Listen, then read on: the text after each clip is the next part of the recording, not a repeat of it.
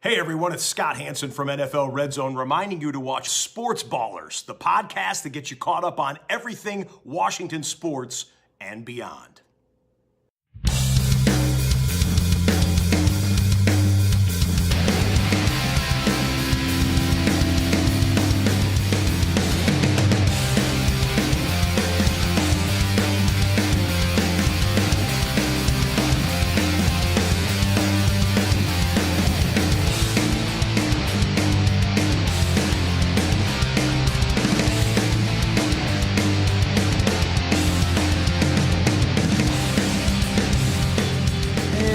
Welcome to the Sports Ballers. My name is Eric. Got a couple of yucks already from Evan for some reason. I'm joined by Cory and Evan. As always, happy week 2 coming up for everybody. Exciting, if a little sloppy week 1 of football, so we'll obviously have that to talk about. I got a little baseball to cover as well. We'll also preview what we see coming up this weekend in both college and the NFL. But first, how are you guys doing today? Doing all right. A little tired, and practice has taken a lot out of me this week for cross country. You're putting on your calf sleeves or whatever those are called. Yes. Not only physically am I exhausted because I did do 8 by 1,000 meter repeats today, all at 3 minutes and 40 seconds or under, with 75 seconds rest between them. I know those numbers don't mean anything to you, I don't know what Eric. any of that means. That's okay. That's insane. Evan says it's insane, Evan so I knows. believe him. Evan gets Evan it. has Ran an an idea. 8K in 21 minutes? Essentially, Basically? with 75-second breaks between each one, but yes. Back when I was in college, I think I was running a full 8K around that time without breaks. Look at you. Oh, my God. Yeah. In fact, I might have been a little bit faster than that. Anyway, but also just mentally, it's been exhausting because I've got some behavior issues on the team. I'll just put it at that. And there may be some suspensions coming down in the near future if they don't get their act together. Like from school or from the team? From the team. Okay. It's nothing that would actually get them suspended from school, but it's becoming a distraction for the team, and we can't have that, especially in a year when we actually have a legitimate chance to win the WCAC title. And the championship course has been moved to only 15 minutes away from the school, so we might actually be able to get some people to come out and watch us. So all the more reason that we want to push for this title. Yeah, maybe you'll get the sports ballers to come out there and watch too. Pretty cool. I've never been to a cross country meets. They're called meets, right? Yeah. Yeah, never been to one of those. Don't even know what they're called. Exciting.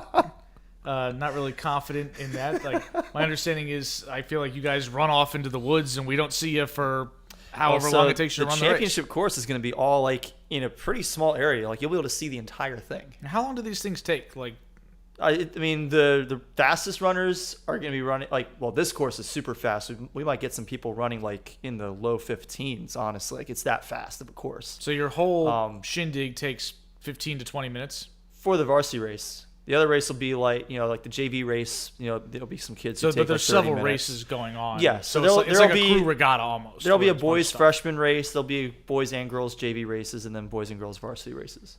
Well, now I feel like I've got my primer on cross country for high school, so glad to get that. Evan, what about you? How's life treating you up there in the mounts? Yeah, I'm doing pretty good. The traffic was insane last week, and then suddenly this week it just went away again. I don't understand what changed, but it's doing pretty good. I guess everybody feels like they got to be there the week after Labor Day, and then maybe they dial it back a bit. So let's start. How about you? How are you doing, how Eric? am I doing? Well, Nobody ever asks the host how he's doing. yeah, because nobody cares, including the host.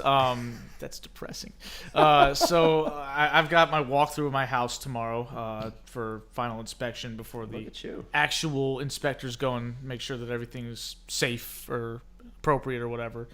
So yeah, that'll be exciting. It'll be an early morning though. It's 8 o'clock. And then obviously I'm going to have to go to work, and I got a whole bunch of other crap going on with dance and things like that. So it's been busy but productive. And then I'm going Danny Ocean over the weekend, so that'll be a good time.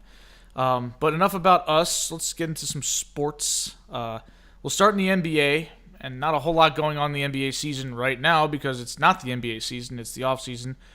However, we have to do this because people just can't act right. And so if you've been following the NBA and the Phoenix Suns over the last year or so, you were aware that their owner, Robert Sarver, who also owns the Phoenix Mercury, was under investigation for basically a hostile work environment that he was involved in creating for inappropriate conduct within the organization. The accusations included racism, using racial slurs, sexual harassment, basically all the stuff that you typically hear about rich white people doing. Yeah, I don't know if the racism came into play with Washington, but everything else. I mean, this sounds like Dan Snyder. So naturally, they didn't. The racism didn't come into play. Was there racism team with was named the a team was a slur? Yes, slur. okay, the team name, sure. Other than but that but part, to be fair, he other did than that inherit little that. detail. He did inherit that. but he fought vehemently to keep it in yes, all that caps. is true. We're never changing the name. That is never. true. That is true. But regardless, the point is, naturally, they're not doing anything about this Phoenix Suns owner, right? Because so far they're not doing anything about Dan Snyder. Right. Well, so Sarver's been suspended for a year. Oh, so the NBA actually takes this stuff seriously. Some would say not seriously enough. A lot of people think he should have been booted based off of the allegations. And obviously, I'm not the investigator, so I don't know how credible they determined them to be. But if the things were said that were claimed to have been said, he shouldn't have a team anymore. They also fined him $10 million, which is couch cushion money for a billionaire, so who cares? Yeah, like $10 million sounds like an enormous sum to me.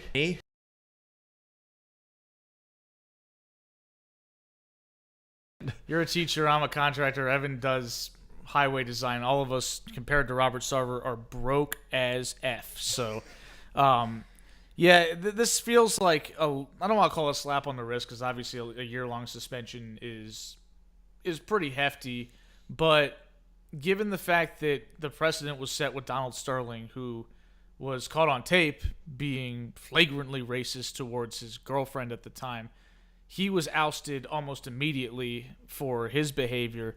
This feels like almost like the NBA was too inconvenienced to actually make that move. Like with Donald Sterling, they had Steve Ballmer knocking at the door ready to buy a team with $2 billion on hand to go plop down to buy an NBA franchise.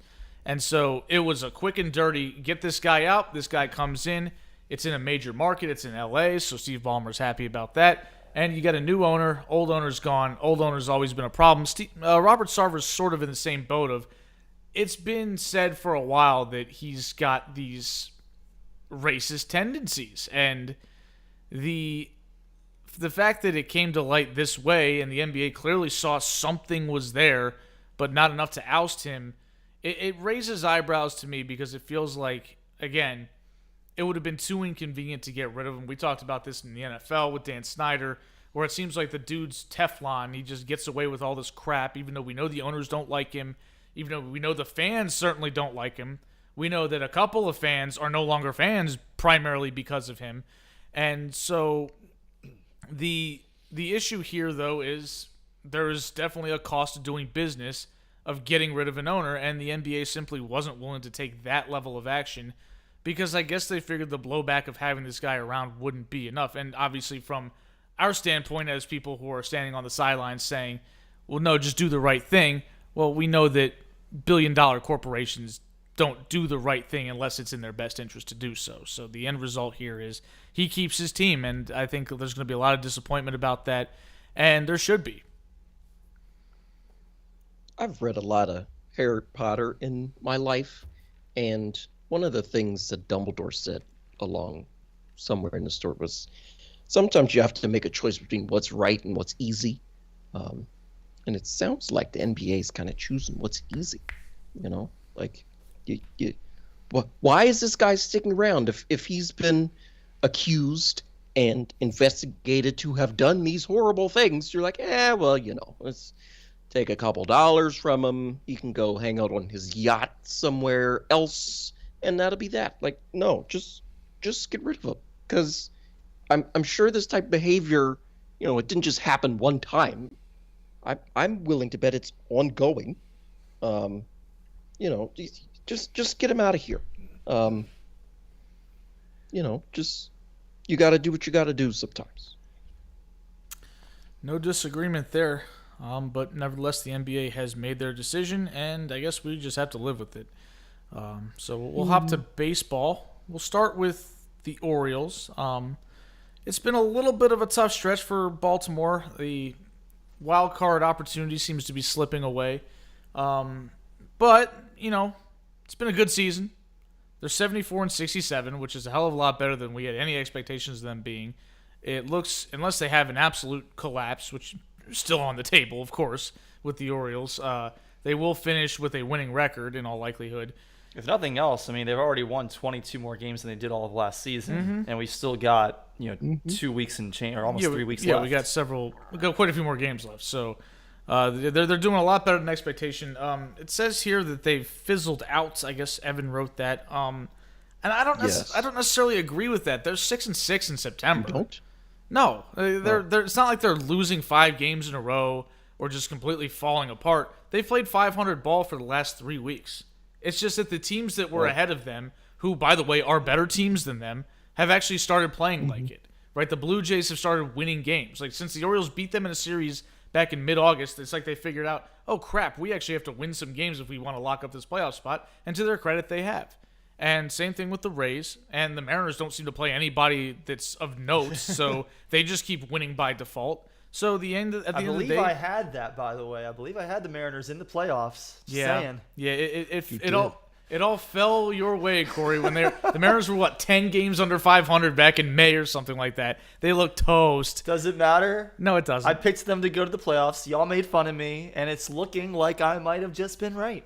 I didn't. I will say I made fun of you in May when it looked like it wasn't going to happen. But when you made the pick, I said, I don't know, because I'm a Mariners skeptic. Evan made fun of me. Evan made fun of you. I said Yes, I definitely did, and it was fully justified. I believe I said I get why you'd pick them, but as a Mariners former fan and recovering Mariners fan, as I will say, I was just like, I highly recommend you don't do it. But to your credit, you stuck with it, and it looks like it's going to work out.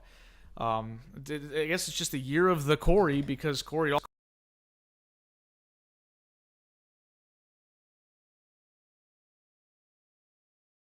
wins a win. So Cory, back-to-back 2-time champions. He's pulling the Danny Hatcher for that league. I did not open it yet, but my trophy came in today. Well, good for you. Nice. I was wondering if you would have it by the time we started this show, because it's been 3 days. So yeah, no. Did you order it beforehand? Did you pull like no? I like waited until that night. until you made sure you won. Well, especially because on Sunday Evan pulled within 3 points at one point. He or rallied. So. Yeah. I wound up opening up the gap again, but it had me a little bit nervous. So Evan, you have anything to add on the Orioles before we let Cory wax poetic about his Yanks? I mean, they're losing 2-1 to the Nationals right now. But the issue I have is with Brandon Hyde, who can't figure out how to put his best players in the lineup. Like, they're facing Patrick Corbin tonight, who's left-handed but sucks. So Cedric Mullins needs to be in the lineup. Gunnar Henderson needs to be higher up in the lineup. It's utterly stupid. Why is Cedric Mullins sitting anyway? You're good hitters. You might move them down in the lineup a little bit if they're facing a same-handed pitcher, but you don't take them completely out of the lineup just because you've got a lefty on the mound. That's what I'm saying. It doesn't make any sense to me, because Mullins this year has struggled against left-handed pitching, but he's got a track record of being an effective enough player against lefties. I mean, he was a top 10 MVP candidate last year. You don't do that if you can't hit the All-Star game. If you can't hit left-handed pitching, that's not going to work out for you. So clearly the talent is there. He's just struggled against the same-handed matchup, but he's still one of your best players. He's an all-star. You got to play him every day. Unless he's hurt or he needs a rest, he needs to be out there. Like you said, Cory, if you want to move him down, don't want him to lead him off, that's one thing. But again, a caveat there, you better have somebody that's actually worthy of the leadoff spot. And frankly, the Orioles do not have that right now unless they lead off Adley Rutschman. And they don't seem to be inclined to do that because Adley's not super fast. He's not slow, but he's not super fast. I mean, they're leading off Austin Hayes tonight, who not only struggles against lefties, but struggles against pitchers with arms in general. So, it's just been a mess out of Hayes. But let's lead him off. Yeah, he had his first good game in 4 months yesterday. So now let's lead him off. I don't get it. let me see. Is he already 0 for something tonight? Hayes 0 for 2. Oh, that's well, not that great. worked out. Yeah, that's not great. Mountcastle 0 for 2 with 2 strikeouts. So, Good boy. Yeah. Okay, is that it? Yeah, that's it. Just all right, Cory. Frustrated. Yankees, go. Well, the Yankees are kind of starting to win games again. Finally, it's about time. They've at least leveled off. Yes, exactly. They're not ceding any more games to their division opponents as of right now. We'll see if that continues. Aaron Judge got his 10th multi-home run game of the season yesterday. That is I believe it's an AL record. I know it's a Yankees record. I think it might be an American League record for most multi-home run games in a single season. He's got 57 home runs now, so he's closing in on that 60 mark, that 61 magical number he's closing in on as well. And the Yankees held off the Red Sox in extras, but it actually wasn't Aaron Judge who really sealed the deal last night. Both of his home runs came in the first 9 innings. Gleyber Torres cleared the bases with a double in the top of the 10th to give New York a 7-4 lead. Of course, then in the bottom of the 10th, Wandy Peralta immediately tried to give it right back to Boston, giving up 2 inherited runs in the bottom of the 10th, including 1 on a wild pitch. But, 2 runs is less than 3, so the Yankees won in 10. Squeaker. Yes, a squeaker. That should not really have been. So the Yankees right now have a 6-game lead in the East. There's 20 games left, including tonight's game. I haven't seen what their score is right now. But they have a plus 207 run differential right now, and that is still far and away the best in the American League. And the only team in baseball that has a better run differential is the Dodgers, and theirs is just 320 plus 320. Are you kidding me? Like, how are you that far ahead the of Dodgers second place? clinched their division last night. Yes, exactly. We've still got 3 weeks of baseball, and they've already clinched the NL West. And their division's good. Like, the Padres are good. The Padres are good. The Giants aren't a terrible team. Yeah, they're not bad. Yeah, they're not as good as they were last year, but they're still pretty strong. So anyway, the Yankees have 1 more game tonight against Boston. They'll have 4 more games against them later on in this month. They'll have their second off day of the week tomorrow, and then they start a 3-game set in Milwaukee. In addition to the upcoming 4 games against Boston, they've got 3 more against Toronto, 3 more against Baltimore, and then 6 non-division games. I think it's 2 against the Pirates and 4 against the Rangers to close out their schedule. It's a little bit of a reprieve to end the year for the Yankees. The Pirates shouldn't be a super hard, team to sweep in a 2-game series. The Rangers, we should get 3 out of the 4 at least. You should get 4 out of 4. The Orioles beat them every time. Yeah, we probably should. And then, we should be able to get, at least 2 or if not all 3 against Baltimore. Of course, we've seen that Baltimore has actually given them some decent games this year. The Orioles could win one of those 3, I think. So we'll see what happens there. Boston isn't good this year. Yeah, they're just tough to put away when in that rivalry. Toronto's the 3 games that I'm most concerned about, and I guess Milwaukee. Yeah, but it looks like you guys have you picked up a couple of key wins against the Rays. The Rays have kind of been beating up on the Blue Jays and vice versa a little bit to kind of give you guys a chance to. Yeah, we're in a position where even if we drop 2 of the 3 against Toronto, we should be okay as long as we don't screw up too badly.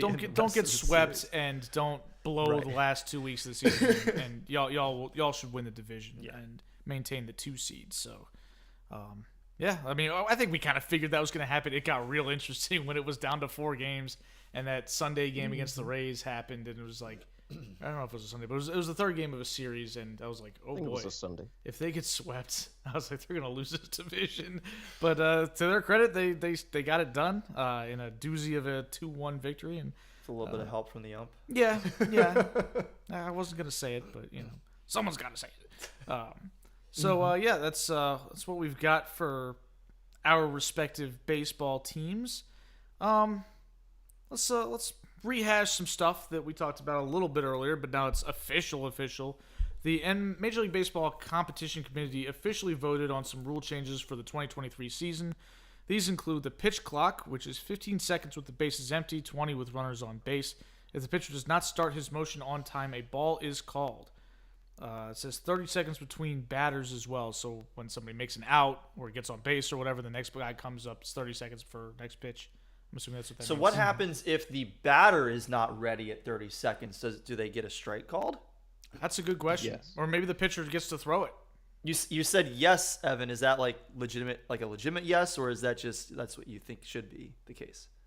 I mean, I believe it's a legitimate yes, and that's also what I think should be the case. Like, Fair enough. I'm tired of all these batters milling around. Like, the on-deck circle is right beside home plate. You need to move it, okay? Let's go. Full agreement there. We also talked about larger bases. Those have been implemented, so it's 15 square inches to 18, which makes a significant difference. No, I loved the 15 inches square. So it's 15 by 15. yeah. So Oh, that's 225 square inches. well, I wish you would have just put it that way instead of. I mean, Yeah. come on, 15 inches, like 15 square inches is Yeah, not, it's definitely like, not that that big. Yeah. It's pretty True that. small. That's a 5 good by point. 3. Exactly. Just an index card. Right. Index exactly. card base. That'd be fun. That'd be something extra. That would be something. I loved the image that was on. It was on one of the Instagram posts. I think I shared it in one of our chats of Jose Altuve on the new bases, and he's just teeny tiny. Hey man, Laughs my ass off. it used to be cute. Now it's out of spite because people don't like Jose Altuve anymore on account of the cheating thing. Well, I mean, they still make fun of Kyler Murray. Like, they still put just his hair at the bottom of a picture. Yeah, it's great. It's friggin' awesome. So mean, but it's so funny. Hey, when you're Kyler Murray and you can scoot like that, doesn't matter. Nobody be hitting. We'll get to them later. Yes. So, like I said, larger bases, 15 inches square to 18, which makes a big difference. The bases looked drastically bigger in the side-by-side that I looked at, which is probably a good thing, player safety and all that stuff. There's no reason not to have the bases bigger. I don't think, it hurts anything really at all. So, good for that. Seems like a common sense move, which baseball is not typically, into doing. So nice. And then we've got limited pitcher step-offs per at-bat. If a pitcher steps off a third time in an at-bat and does not record an out, it's a balk and the runners advance. I'm confused by that one because, is this something that's been a huge issue in the past of pitchers, stepping off that many times in an at-bat? Well, and Yes. I'm also curious, though, does this apply when a batter asks for time and the pitcher No. steps off? No, I it can't. shouldn't. No, I can't imagine That's that it not- would because that's a yeah. different It situation. doesn't. Like a step off is, generally that specifically refers to when the pitcher is in, ready to pitch and then He steps off the disengages mound, from yeah. the rubber. Right, and I'm assuming that doesn't include pickoff throws. I would It imagine does it doesn't include include kickoff throws. It does. Yes. Oh, okay. Well, then that makes sense. So, because that, I can definitely see that gets out You of throw hand over twice, sometimes. and then somebody's like, I thought they when step I off, hear it's a balk. steps off, I'm thinking specifically he's second guessing his pitch, and he wants the catcher to kind of call something different. Yeah, there's that. Or he just And wants to all try and throw the pickoffs. batter off his rhythm. So it includes pickoffs. Okay. Well, yeah, that makes Now sense. off his rhythm. Yeah, I when I pitched, I Street smarts. usually step off. I would only step off on the times where I accidentally stepped on the rubber in the windup when there were runners on base. So I was like, okay, I need to. It was also a pain in the ass because your instinct is to step back with the foot that you start your windup with. But you can't do that because then you got to go to the plate. Yeah. So I had to think, oh crap, which foot do I have to step off with? But It's the one that's touching the rubber. no, if you're in the windup though, by mistake, you have to step off with the correct foot because if you don't, you're going into your windup. At which point you'll be called. No, I know, but you always step off the first foot that moves when you're stepping off is the one that's connected to the rubber. I understand that, but in a windup, both feet are on the rubber. They are. I guess that perpendicular depends to the on rubber. your windup because some people start sideways from their windup. That's usually in the stretch, but most people when they're in the windup are facing. Well, I guess maybe some people don't really Shoulders. have a Square. a lot of relievers don't have a Yeah, windup. most relievers just have a half windup or a stretch or whatever. But it doesn't. Also, don't usually go from the through a full windup when they're on base. Yeah, you don't because it's too easy to steal. That's why if you make the mistake of stepping onto the mound and windup position, you need to step off so that you don't get stolen on. So anyway, we've got batters must be in the box ready to hit when there are 8 seconds left on the pitch clock, otherwise a strike is called. So that's sort of. I guess that's the rule that we were sort of discussing about batters. You have to be ready. At least 8 seconds left to give the pitcher time to get the time to get the pitch run. So that seems reasonable. Some of the details we did not have before, We just No, and so this is actually pretty we good. knew that they were going to implement the pitch clock. We didn't know what it was going to be, and we didn't know for sure what the penalty was going to be. And, Right. I'm glad that they're actually specifying at the time because they never really seemed to do that before when they were trying to implement it. And we knew about the next one we're about to talk about the number of shifts. We didn't know about the larger bases. Some of the other details. So the big one, in my opinion, is no more shifting. Talk about this, the start of the season. That we have a specific, rule as to what is considered shifts. Now, we have basically formations that are legal versus illegal, if you're football terms. 4 feet on the target, only 2 individuals on the other side of the space. Individuals may have no part of their line correct at football as well. Sometimes will tell players in formation you need to get off the line of scrimmage and things like that. That does happen.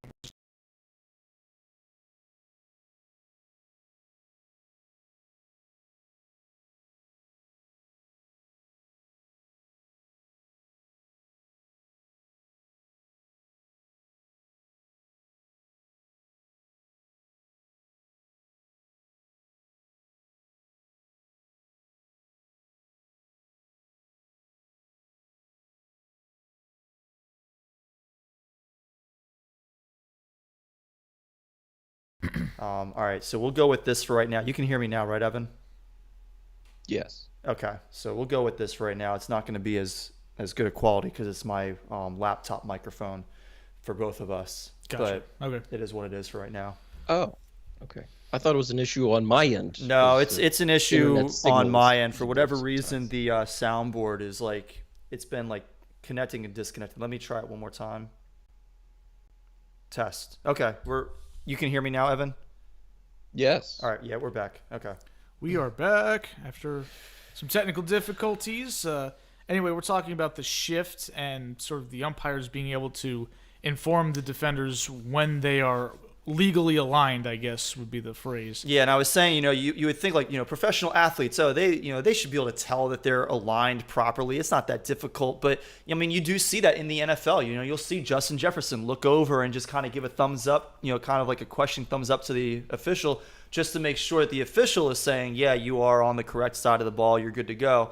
So, why not let the second baseman or the shortstop, look to the umpire to say, hey, am I on the right side of the bag right now, just as a confirmation. You just make sure the umps don't get the wrong idea or something. That Not to mention, I mean, it's better to check than to not check, and then the umpire calls you for it, and you're like, but I was sure that I was on the right side. Yeah, I mean, like I said, it shouldn't be too difficult to figure it out, but just play normal position and you'll be fine. Well, yeah. But apparently that's too hard sometimes. Well, I mean, they're still probably going to want to do a minor shift, move the players over a little bit. You just can't move them beyond a certain point. Right. I understand.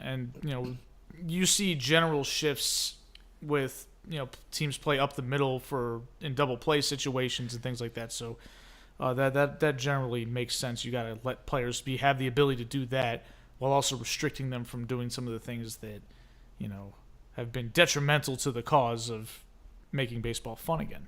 Yep. So, again, we talked about this. Overall, I think it's a good thing. I've kind of come around. I used to be a guy that would say, I wish the players had handled this by just countering against the shift. But I also realized that nobody shifts anywhere except for in Major League Baseball. You don't see shifts run in the minors or in college or in high school because only Major League Baseball has access to the technology to say, okay, you need to shift here, here, and here. That is exclusively at the Major League level. You don't see it anywhere else. So if you're coming up through the system and trying to play baseball, and then suddenly you get to the show and, hey, we're playing completely brand new defenses that you've never seen before, it's not as easy as it looks to just be like, well, just hit the ball the other way. It's like, well, okay, but... Well, and what they have done is, the players have adjusted to the shift. They've adjusted by just swinging for the fences every single time instead of playing small ball and trying to get base hits. And look, home runs are fun. They're sexy, but I don't like the strikeouts that seem to go with them. Higher, more home runs for most players tends to also correlate to higher strikeout rates, which makes the game a lot more boring. Yeah. I would rather see fewer home runs and a lot more singles than all these home runs and all of these strikeouts. Well, another thing is for people that say stuff like, "We'll just bunt." The thing is, there's a big difference. Bunts are dumb. Yeah, bunts are dumb. And number two, there's a difference between I have to bunt the ball past the pitcher to get a hit versus what you grew up on, which is just get the bunt down the line somewhere because you're not really worried about getting a hit. You're worried about just getting an adequate bunt down to advance a runner on a sacrifice. It's a completely different situation when you're saying, okay, I got to push the ball past the pitcher in order to get on because I have to beat the pitcher and the catcher on this bunt. Whereas before you're just thinking, just don't bunt it right back to the pitcher. Right. So it's if you haven't had to do it, it's not as easy as it looks. So, there's nothing wrong with getting rid of it. Trey Wingo was throwing a fit on Twitter about it, saying stuff like, well, what if we just ban certain formations in football? I'm like, you mean like they already have? Right. You can't do whatever you want. Like the illegal formations. Yeah. How many times do we hear illegal formations called on Sundays? All the friggin' time. So what are you talking about? Like, oh, the NBA doesn't let you be in the paint for more than 3 seconds. Do we get rid of that too? No, because that would make the game really stupid. So you need a little bit of structure sometimes, especially if it makes the game better, and I think that's the case here. Yes. Mm-hmm. So that's it for the rule changes at the Major League level you'll see next season. But we also have a good bit of news, at least in my opinion. It's a great bit of news, in my opinion. So the minor league baseball players have officially unionized under the umbrella of the Major League Baseball Player Association, as reported by Jeff Passan, our boy. We love Jeff Passan. That's pro Jeff Passan podcast. Oh yeah, well, if you're not, absolutely, you need to figure yourself out because you're doing it wrong. Love Jeff Passan. So this is big news because we've talked about minor league players are horrifically treated by Major League Baseball. They're paid not even remotely close to a living wage. They don't have any stipends for living. They have to live in their cars at times or with random kind citizens of the local town. It's just an absurd system that really shouldn't have been allowed to exist. And with the minor league players being able to bargain along with the major league players, it now makes sure that their interests are heard at that level as well. And I think that's going to hopefully make big changes for them and give them an opportunity to actually be able to survive while playing minor league baseball. Major League Baseball went to court arguing that they could pay minor leaguers less than minimum wage because they're seasonal employees or something. Like, this is the most ridiculous thing. Just pay the minor leaguers. This is absurd. Pay them so they can eat and live somewhere. And don't have to sleep in their car or live with the host family. I don't understand if you're such a big business why you can't pay your people at least that. Do y'all hear me, Cory? You froze. Yeah, we can still hear you. Okay. Yeah. But yeah, that's how I feel. This is great news, and I feel bad for anybody whose career was cut short because of financial struggles trying to be a minor leaguer. Because that just sucks. All right. That's what we've got for baseball news, so we'll hop over to college football since we don't have any other non-football topics left. So we'll talk a little bit about the upcoming slate. And here we go. Big noon Saturday. Number 6 Oklahoma at Nebraska. What in the world kind of game is this? This absolutely sucks. What are y'all doing? I will be finding something else to do while I'm Danny Ocean, not watching this football game on Big Noon Saturday because Nebraska is buns. They're so buns they fired their head coach. They fired him like 3 weeks before they would be able to save like $4 million firing him. And he's an alum. I think it was like $7 million. Yeah, he went there. And he's an alum. This is even worse than Texas A&M firing Cliff Kingsbury. Cliff Kingsbury at least made it to the end of the season. Right. Exactly. He was also an alum, but Texas Tech. Or Texas Tech, yes. Did you say A&M? I did say A&M. I didn't even notice that. Yeah, no, it was Texas Tech. Evan is correct. Yeah, we'll get to Texas A&M in a little bit, but so Nebraska fired Scott Frost. They tried to, like Evan has noted here, they tried to sneak it into the NFL slate so nobody would notice, but we noticed. Oh yeah, people noticed. That man is playing They Galaga. lost to Georgia We thought we Southern. wouldn't notice, but we did. We noticed. And I laughed and laughed and laughed after they lost to Georgia Southern and they lost to Northwestern in Ireland a couple weeks ago. I mean, this had to happen, right? Like he was having a terrible run there. He was supposed to rejuvenate a ghost program, which I think Nebraska's toast as far as being a relevant program. I thought moving out of the Big 12 or the Big 8 or whatever it was called back in their heyday, it was a terrible decision. I think that they lost a lot of the juice they had when they got to play teams like Texas and Oklahoma regularly.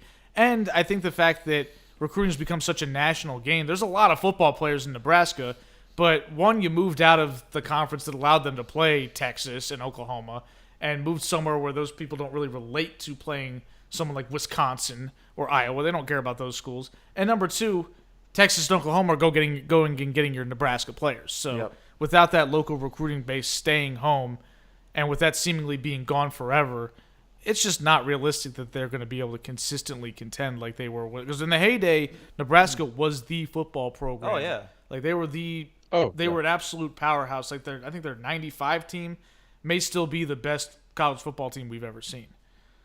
But those days are gone, and so is Scott Frost. Yes, he is. We'll see where he fired ends by up. His former teammate. Fired by his former teammate who had some words from Mel Kiper during the '94 draft when I guess Kiper criticized his selection. So some fun. Well, he didn't have there. words from Mel Kiper. It was the Colts general manager Bill Tobin at the time. Had some words. Who in the hell is Mel Kiper anyway? Well, Yeah. Bill Tobin didn't keep his job because Bill Polian soon took over and Yes, he did. won a lot of football games in the Super Bowl. So, other games we got number 12 BYU at number 25 Oregon.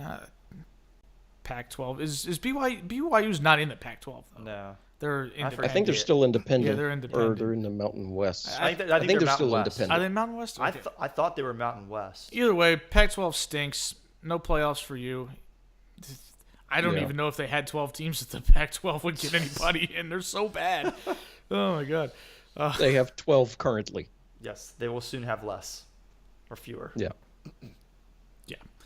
So number 13, Miami. I didn't know Miami was ranked that highly. At number 24, Texas. Texas moved into the top 25. A&M. Oh, Texas I'm sorry. A&M. Yeah, it's on the next line. I was People confused get there. really mad at you.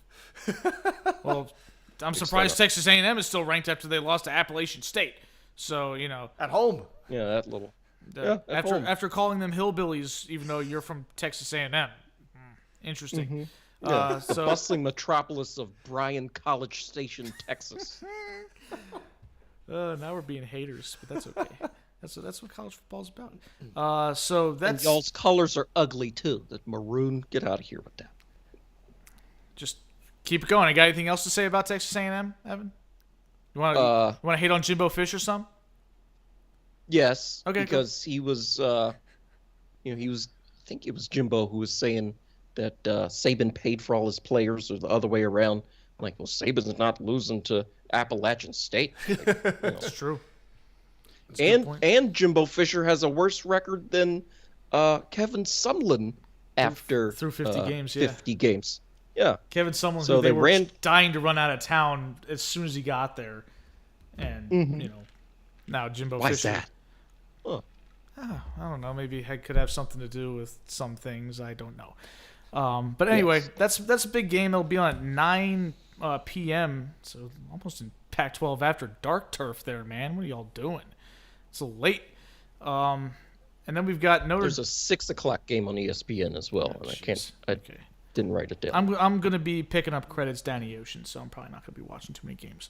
Alex Mayo says, screw Jimbo for keeping Durkin employed. That's also a good point. Yes, DJ Durkin is, I believe, the defensive coordinator or some form of defensive coach at A&M. So we don't like him around here because, he killed a player. So there's that. Notre Dame lost at home to Marshall, the Thundering Herd, picking up a win against the Irish. So that's not great for them under new regime after Brian Kelly skipped town and looks like a fool down at LSU. Got a new accent. Yeah, got a new accent and not a whole lot more wins. Yeesh. No. And then Evan's boys, Georgia Tech, host number 20 Ole Miss at 3:30 on ABC. Evan, you like your team's chances? No, You like your team's chances to cover? I don't even know what the line is. But you could still answer the question. No. Okay. No. I mean, the only thing I like about this game is that it's on campus. When we, air quotes, hosted Clemson, that game was downtown at Mercedes-Benz Stadium where the Falcons play. But this one, back at Bobby Dodd. So So in the comfy confines of home to take a big fat L. Is that what that's what you're getting excited about? that's usually how it goes down. Yeah. Okay, well, that's okay. We did beat Western Carolina last week. on Nice. ACC Network Extra. Well, So I have an ACC network at home, but I never watch it because my team is not in the ACC anymore. You guys are, just give me a line, 16-point underdogs? oh no, we're not covering that. You're at home, though. You never know. Ole Miss ain't that good, right? Maybe. They're ranked 20. Yeah, that's not that good. No, it's not that good, but it's still good. I guess if the Georgia Tech's really as bad as they seem to be, it could be tough. Mm-hmm. So that exhausts our college football talking points. Terps are 2-0. That's all I really have to say about that. Let's move to the NFL, where once again, because people can't act right, we have to talk about some obnoxious, annoying, and really frustrating negative stories revolving around Brett Favre. And Brett Favre's inability to keep his hands out of the cookie jar, apparently, as the state of Mississippi, which, by Not the even way, his cookies. which, by the way, is the poorest in the nation, and received a lot of federal funds to take care of some of the poor folk down there that were struggling. And There's a lot of them down there. yes, and Brett Favre decides, how can I get involved and get me a piece of that without anybody finding out? Well, we found out. And so Yep. he was in cahoots with Mississippi's former governor to divert, and I used the divert, I'll use the more appropriate word, to steal $5 million of Embezzle. that trust and use that to build a volleyball stadium at Southern Mississippi where his daughter attended school And was playing when was volleyball. playing on the volleyball team. So, that's... And there were a bunch of buffoons suggesting that, well, Brett Favre didn't know it was being stolen. Well, text messages prove that already questionable line of logic is proven to be entirely wrong. He knew exactly what was going on, and the only thing he was concerned about was people finding out, and they assured him they wouldn't. And guess what? And what do you know? We found out. So, screw Brett Favre. I don't think it's unfair to use as many negative words as possible. We won't use the spiciest ones because we're a PG-13 rated podcast. So we won't go too far in that regards. But, I mean, let's be honest. Brett Favre's never been a good guy. The idea that he was just this shucks level guy. I think people saw as this good old boy from Southern Mississippi or whatever. People saw part of the his state. game after his dad died, and their hearts melted. And Well, they and loved he's it, he's just having fun out there. He's a gunslinger. I feel like people see guys like him and they want to wrap their arms around him like he's Forrest Gump or something. And no, and this idea that everybody has to just there's such Southern charm. There are plenty of Southern charming dudes that are involved in the NFL. Terry Bradshaw is from the South. Terry Bradshaw is a good dude. playfully mocked on television and plays he's a up great the sport about yeah, it. plays I up the love idea Terry. that he's the dumb one, even though he's not. He's a very smart. He's cookie. definitely not a dummy, but he plays it up because it's fun for TV, and he gives away his money even though it's not really his money. I mean, but everybody loves Terry Bradshaw and has since he was a player. So it's not like you can't you can associate with certain players and say that's my hero if you're from the South. Look up to Terry Bradshaw, please. You don't have to just say, "Oh, this guy reminds me of me." Well, maybe he shouldn't because he's not like you at all. Or if he is, then you're you need not to a very look in good the mirror dude and either. Yeah, you need to do some soul searching at this point because this is beyond just the fact that he was stealing money from poor people, which is as reprehensible as it gets. This is also him sexually harassing Jen Sturger back when he was with the Jets. This is him cheating on his wife while she was sick. This is his shady handling of his own addictions when he was playing football. This is his general diva attitude and his disrespect towards his teammates. this is who Brett Favre is. This is who he always has been. And assuming he faces no consequence, because he probably won't because he's a rich white guy, this is probably who he's always going to be. So, as disappointing as it is, we also kind of saw it coming if you were paying attention. Yeah. Just what type of person steals from poor people, right? Like, what the entitlement that Brett Favre must feel to just be like, you know what? This money was supposed to help out all the poor people here in Mississippi, but I'm going to scoop some of it for myself. We're going to build a volleyball stadium. Scoop a lot of it. Are you kidding me? Down there, $5 million can go a long way. $5 million. That's a lot of families that could have been helped that now can't. Yeah. So many people that could eat or something, and they're just like, we have this volleyball stadium. Why can't you play volleyball in the basketball gym? Or why can't Brett Favre, who made hundreds of millions of dollars playing football and doing TV commercials, just pay for it himself? Yeah, what? All those Levi's jean commercials? Wranglers. All those copper... Wranglers. Oh, was it Wranglers? Wranglers, yeah. All those copper-infused compression sleeve commercials? Those look like a complete waste of money. That doesn't work. Right? Just wear socks. I mean, compression sleeves work. I don't know if the copper actually adds anything to it or not. Maybe it does. It's like one of those bands that you'd see in those infomercials. People put them on. It's like, oh, I suddenly have so much more balance now. Regardless, the point is, he had plenty of income sources. It wasn't even just all the money, and it was a lot of money that he made playing football for a lot of years, and messing with people's emotions and messing with Aaron Rodgers' emotions for 3 years. Maybe that's why he's such a goofball now. Maybe Brett Favre did a number on him. Yeah, the Packers should know how to pick him. Brett Favre was doing the ayahuasca first. Oh my goodness. Long story short, Brett Favre, bad dude. None of this is super surprising, but certainly reprehensible. Yeah. All right. Hopefully, a lot of people go to jail. Yeah, maybe Brett Favre needs to be hauled in front of a judge and see what happens there, because this screams felonious to me. But what do I know? So let's talk about actual football that was played on Sunday and Thursday and Monday. Some of it good, some of it not so good. It was a pretty rough week. It looked like week one. Teams. It looked like week one without any preseason play, which was basically the case for a lot of players. I don't think any of the Rams starters played at all in the preseason, and it showed. Yeah, but let's start with the Ravens, who win every preseason game, regardless of whether or not they're trying. Just weird. They clubbed the Jets 24-3. They beat up on their former guy Joe Flacco. But I don't know. It was just kind of to me, this felt like a ho-hum win for Baltimore. They're playing a bad team. They beat them by 3 touchdowns. That's what they should have done. They didn't beat them by as much as I'm used to them beating bad teams in week one. That's true. I'm used to it being a lot more lopsided than even 24-3 is. Well, regardless, winning by 21 points ain't nothing to be ashamed of. No, it's not at all. No. The other guys are getting paid too.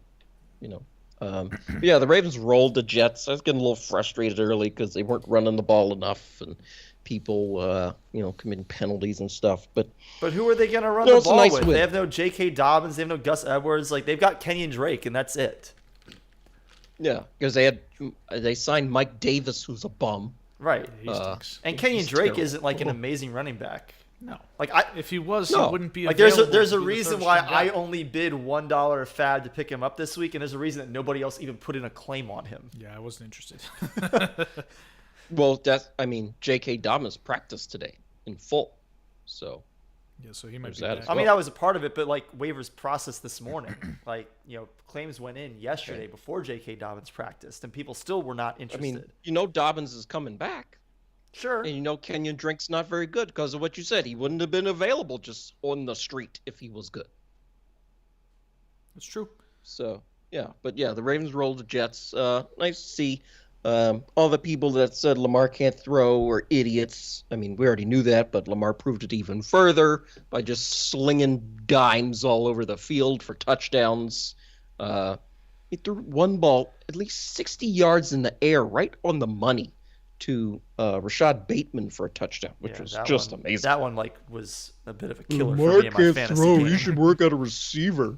Like, Yeah, and then No. His after throw to Duvernay was a good throw. And then after he carved up the Jets defense with some really precise throws, the pundit said he didn't run enough. Why do you only have 17 rushing yards? I'm like, man, come on. This What guy do you can't want? win. Yeah, like, he this is the can't- he problem can't with win. being. This is the problem with being good at everything. Is everybody expects you to do everything every week, and if you don't, you suck. I'm like, what is this about? oh yeah. Oh, Well, I my mean, God. Lamar did run a little bit in the sense that they had him dead to rights. Like the secondary covered all the receivers up. It was 3rd and 8. The pocket was closing in on him, and Lamar like dipped out of there and then jumped over somebody and then scooted down the sideline, and barely got the first down. Like, it's nice to have a quarterback who, despite the defense winning the down, you can still make them lose. Yeah, he did everything right in that game, and it's disappointing there are so many people who just can't appreciate what Lamar Jackson is. Just those people are stupid. If you don't appreciate Lamar Jackson, listen to me right now. You are a stupid person. So there you go. Simple as that. All right. Well, with that, we'll move on to some of the other takeaways we had from week 1. I'm kind of going to jump around a little bit to try to keep it mostly in chronological order, the way things played out, even though that's not how we filed it into the system here. We'll start with last Thursday. The Bills steamrolled the Rams. The game was tied 10-10 at the half, and then it wasn't tied for very much longer, nor was it particularly close. Bills won 31-10. Honestly, I forgot that it was tied at the half because it certainly didn't feel like that game was ever close. I didn't see the score until it was almost over because I was at the show, and there was internet connection was terrible. So I saw you said, "What a bleeping drive," and I was like, "By who? I don't know by who." I'm assuming it's the Bills because Cory was excited, and I don't think Cory would get that excited if the Rams had a good drive. But I mean, maybe just like because it's the first game of the season, I would have been excited by like a really good drive, but like, yeah. So no. I was like, okay, I don't know what's going on, and then I saw Evan said something about it's like, yeah, that's why I kept him, and I'm like, okay, so Cooper Kupp did something, and then I finally get internet access, like with like maybe 7 minutes to go in the fourth quarter. I open my phone up, it says, oh, it's 31-10. I'm like, oh, okay, well, this is going not how I thought it would, but also kind of how I thought it could go because I think the Bills are really awesome and going to win the Super Bowl. So, Evan came over to my place and we watched Thursday Night Football together. It was a lot of fun. We got some dominoes. It was a good time. And the whole game, Cooper Kupp is making some good plays, and every time Evan's like, that's why I kept him. Like, you thought I should have kept Justin Jefferson. Like, ooh. I don't know if it's Justin Jefferson, who had 0 points at the time. At the time. I don't know if an apology is in order, but something is in order from you, Evan, for me, because Justin Jefferson wound up scoring like 50% more points than Cooper Kupp did in week 1. I believe I had that he was going to be at least as good as Cooper Kupp while being a better value. You could have had him 5 rounds later in the draft, Evan. 5 rounds later. For a player who is every bit as good and probably better. And probably in a better offense this year, to be quite honest. The Rams look bad. But I also don't agree, right? Like, you keep whoever you want. It doesn't really matter that much. Not wrong, but I don't agree. Yeah, Okay. exactly. All right. No, I mean, absolutely. Keep who you want. But, you can say that, but don't give me the BS arguments. Like, there's not a logical reason for that. It was purely illogical. It's purely emotional, and that's fine. Fantasy football is supposed to be fun. I mean, you want to have the guys that you want to be rooting for week in, week out. You don't want to have a guy on your team that you're like, oh, I have to root for this guy to do well? Really? Yes, Aaron Rodgers, that fool last year. Oh, my goodness. Like, you don't want that, so I get it. No. But, like, you also like Justin Jefferson. You would have been happy to have Justin Jefferson. I discovered him in our league. Exactly. Y'all were snoozing. But now you're like, nah, I don't want my name associated with him in our league record books anymore. When he goes to the Hall of Fame eventually in our league, I don't want my name on that sheet. It'll be next to Cooper Kupp in the Fantasy League Hall of Fame. Maybe. I think Justin Jefferson, if only one of them goes in, it's probably going to be JJ. It's probably not going to be CK. This is the most ridiculous conversation Cooper Kupp's ever. going into the Hall of Fame at some point. Maybe. In our completely made-up fake football Hall of Fame about fake football. Where is the Fantasy Hall of Fame located, by the way? Where we're sitting. Riverdale Park, Maryland. Okay, so it's not next to the Mascot Hall of Fame in Whiting, Indiana, for example? No. Oh, okay.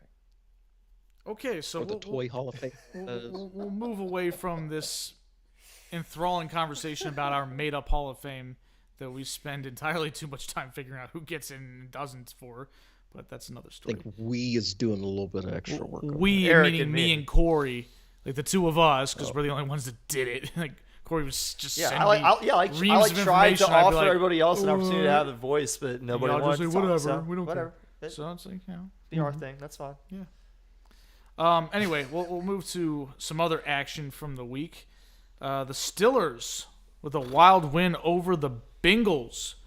That was a doozy for a number of reasons. Yeah, this game sucked for me in fantasy. Pretty much got me started off 0-1 right away, with Joe Burrow throwing a pick six on his first throw of the new season. Eric had negative points until almost 3 o'clock Sunday afternoon. And all of those negative points were being given to Will in positive ways Right, because 'cause he he had had the other Steelers team's defense. Oh my god. Ugh, so bad. First pass of the game, a pick six.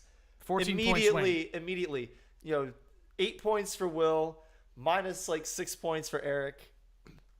And then he kept turning the ball over. Yeah, and then he turned the ball over 4 more times. Yeah. And he got sacked. Like And had an 6 additional more fumble times. that, he did not lose, but still.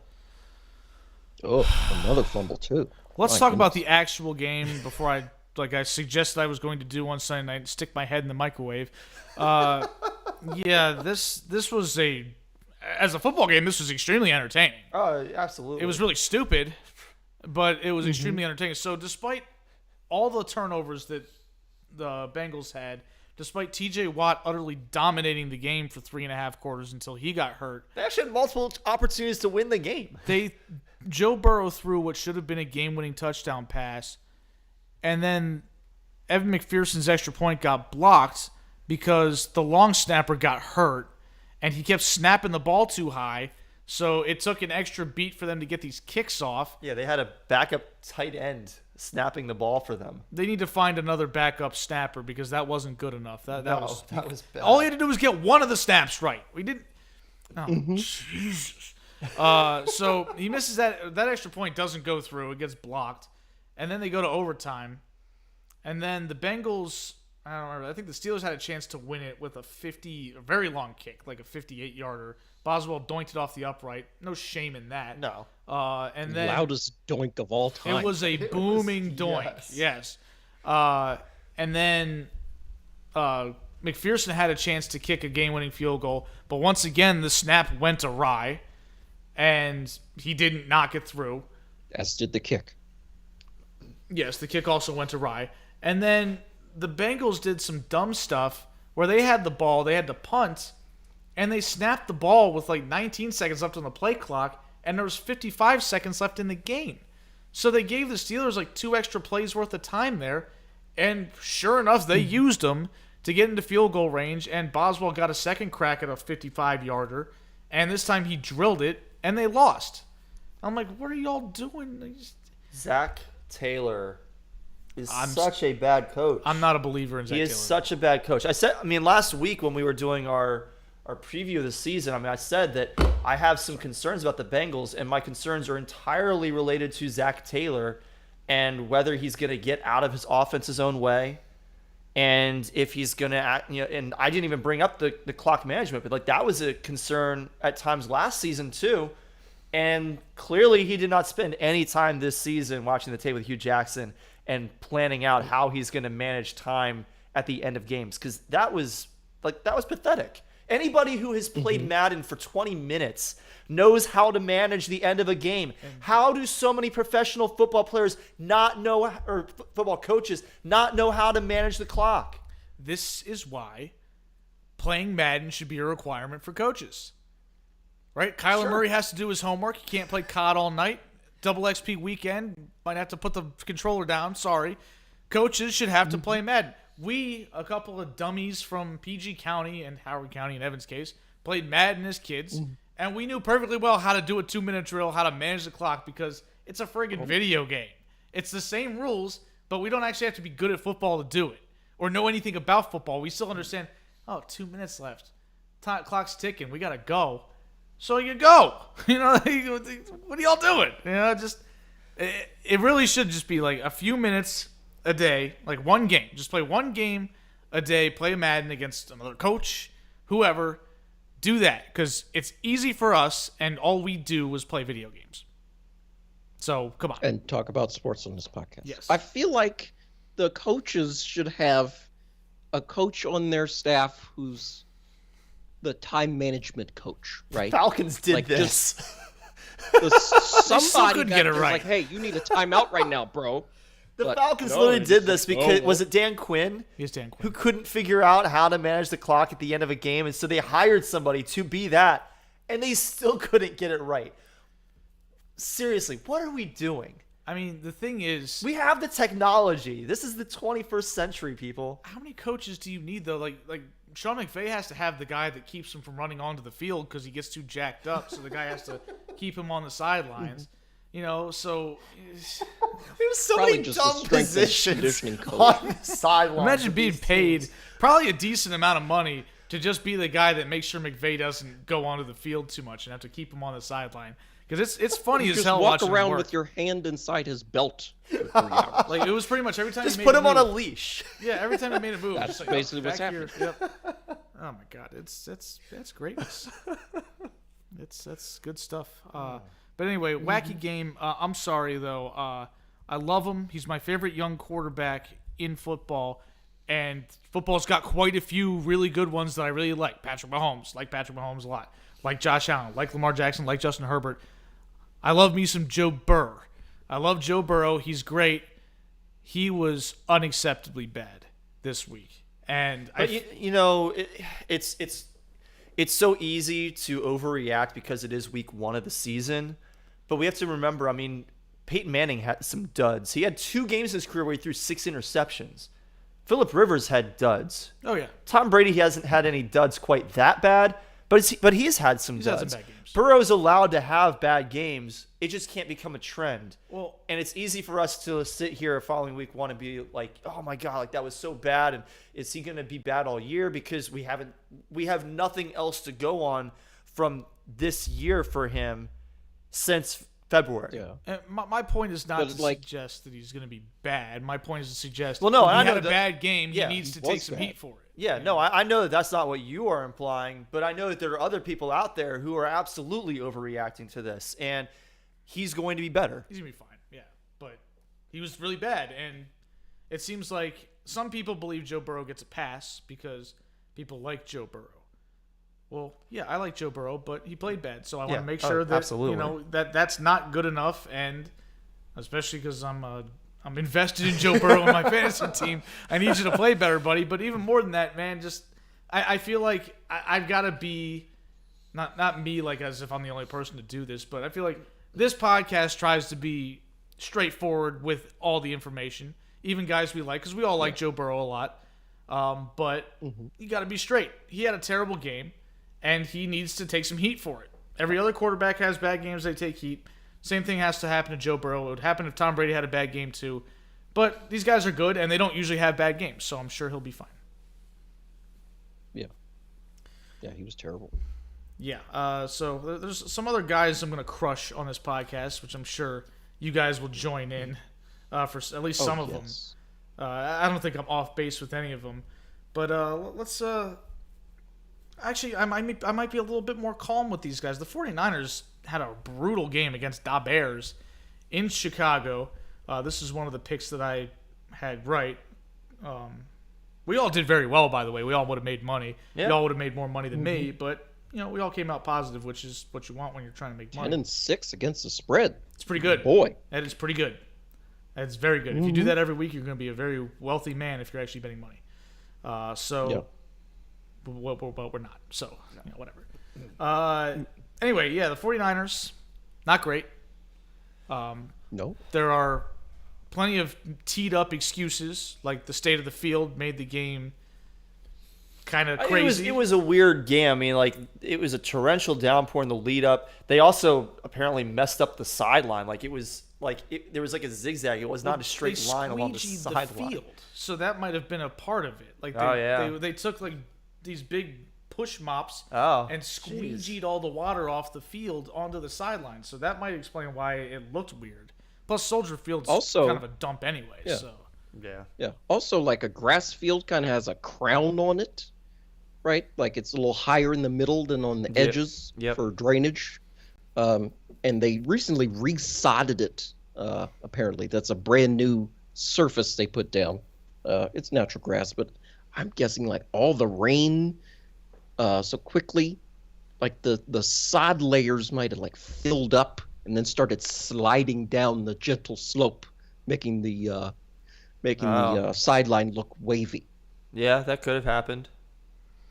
So let's actually talk about the 49ers instead of just the crappy field. Takeaways from this game? Well, I mean, the 49ers just can't keep their running backs healthy. You know, I mean, they love these, small, fast running backs. They had guys like Tevin Coleman and Raheem Mostert and what was the other guy's name that they had? J.D. McKissick. Even before J.D. McKissick. J.D. McKissick played for the Seahawks. Plays for the team. And now he's with the team. Yeah, he wasn't with the 49ers. He was on the 49ers, too. Was he? Well, that's not who I'm thinking. Oh, yeah. Jarrett McKinnon is the other one I'm thinking of. Jarrett McKinnon, right? Like, they love these, like, small, fast running backs. Maybe that's what I'm thinking. Like, they had, like, maybe the three fastest running backs in the NFL at one point. Now they've got Elijah Mitchell, who's also kind of that same build, similar speed. And they can't keep those guys healthy. I don't know what it is. I don't know if it's overuse. I don't know if it's just poor run blocking, if it's poor coaching technique on how to run and how to take a hit. I don't know what it is, but every year this happens. Like Will Massimini was saying, this is the second year in a row that he has the starting running back for the 49ers and he gets hurt in week 1. So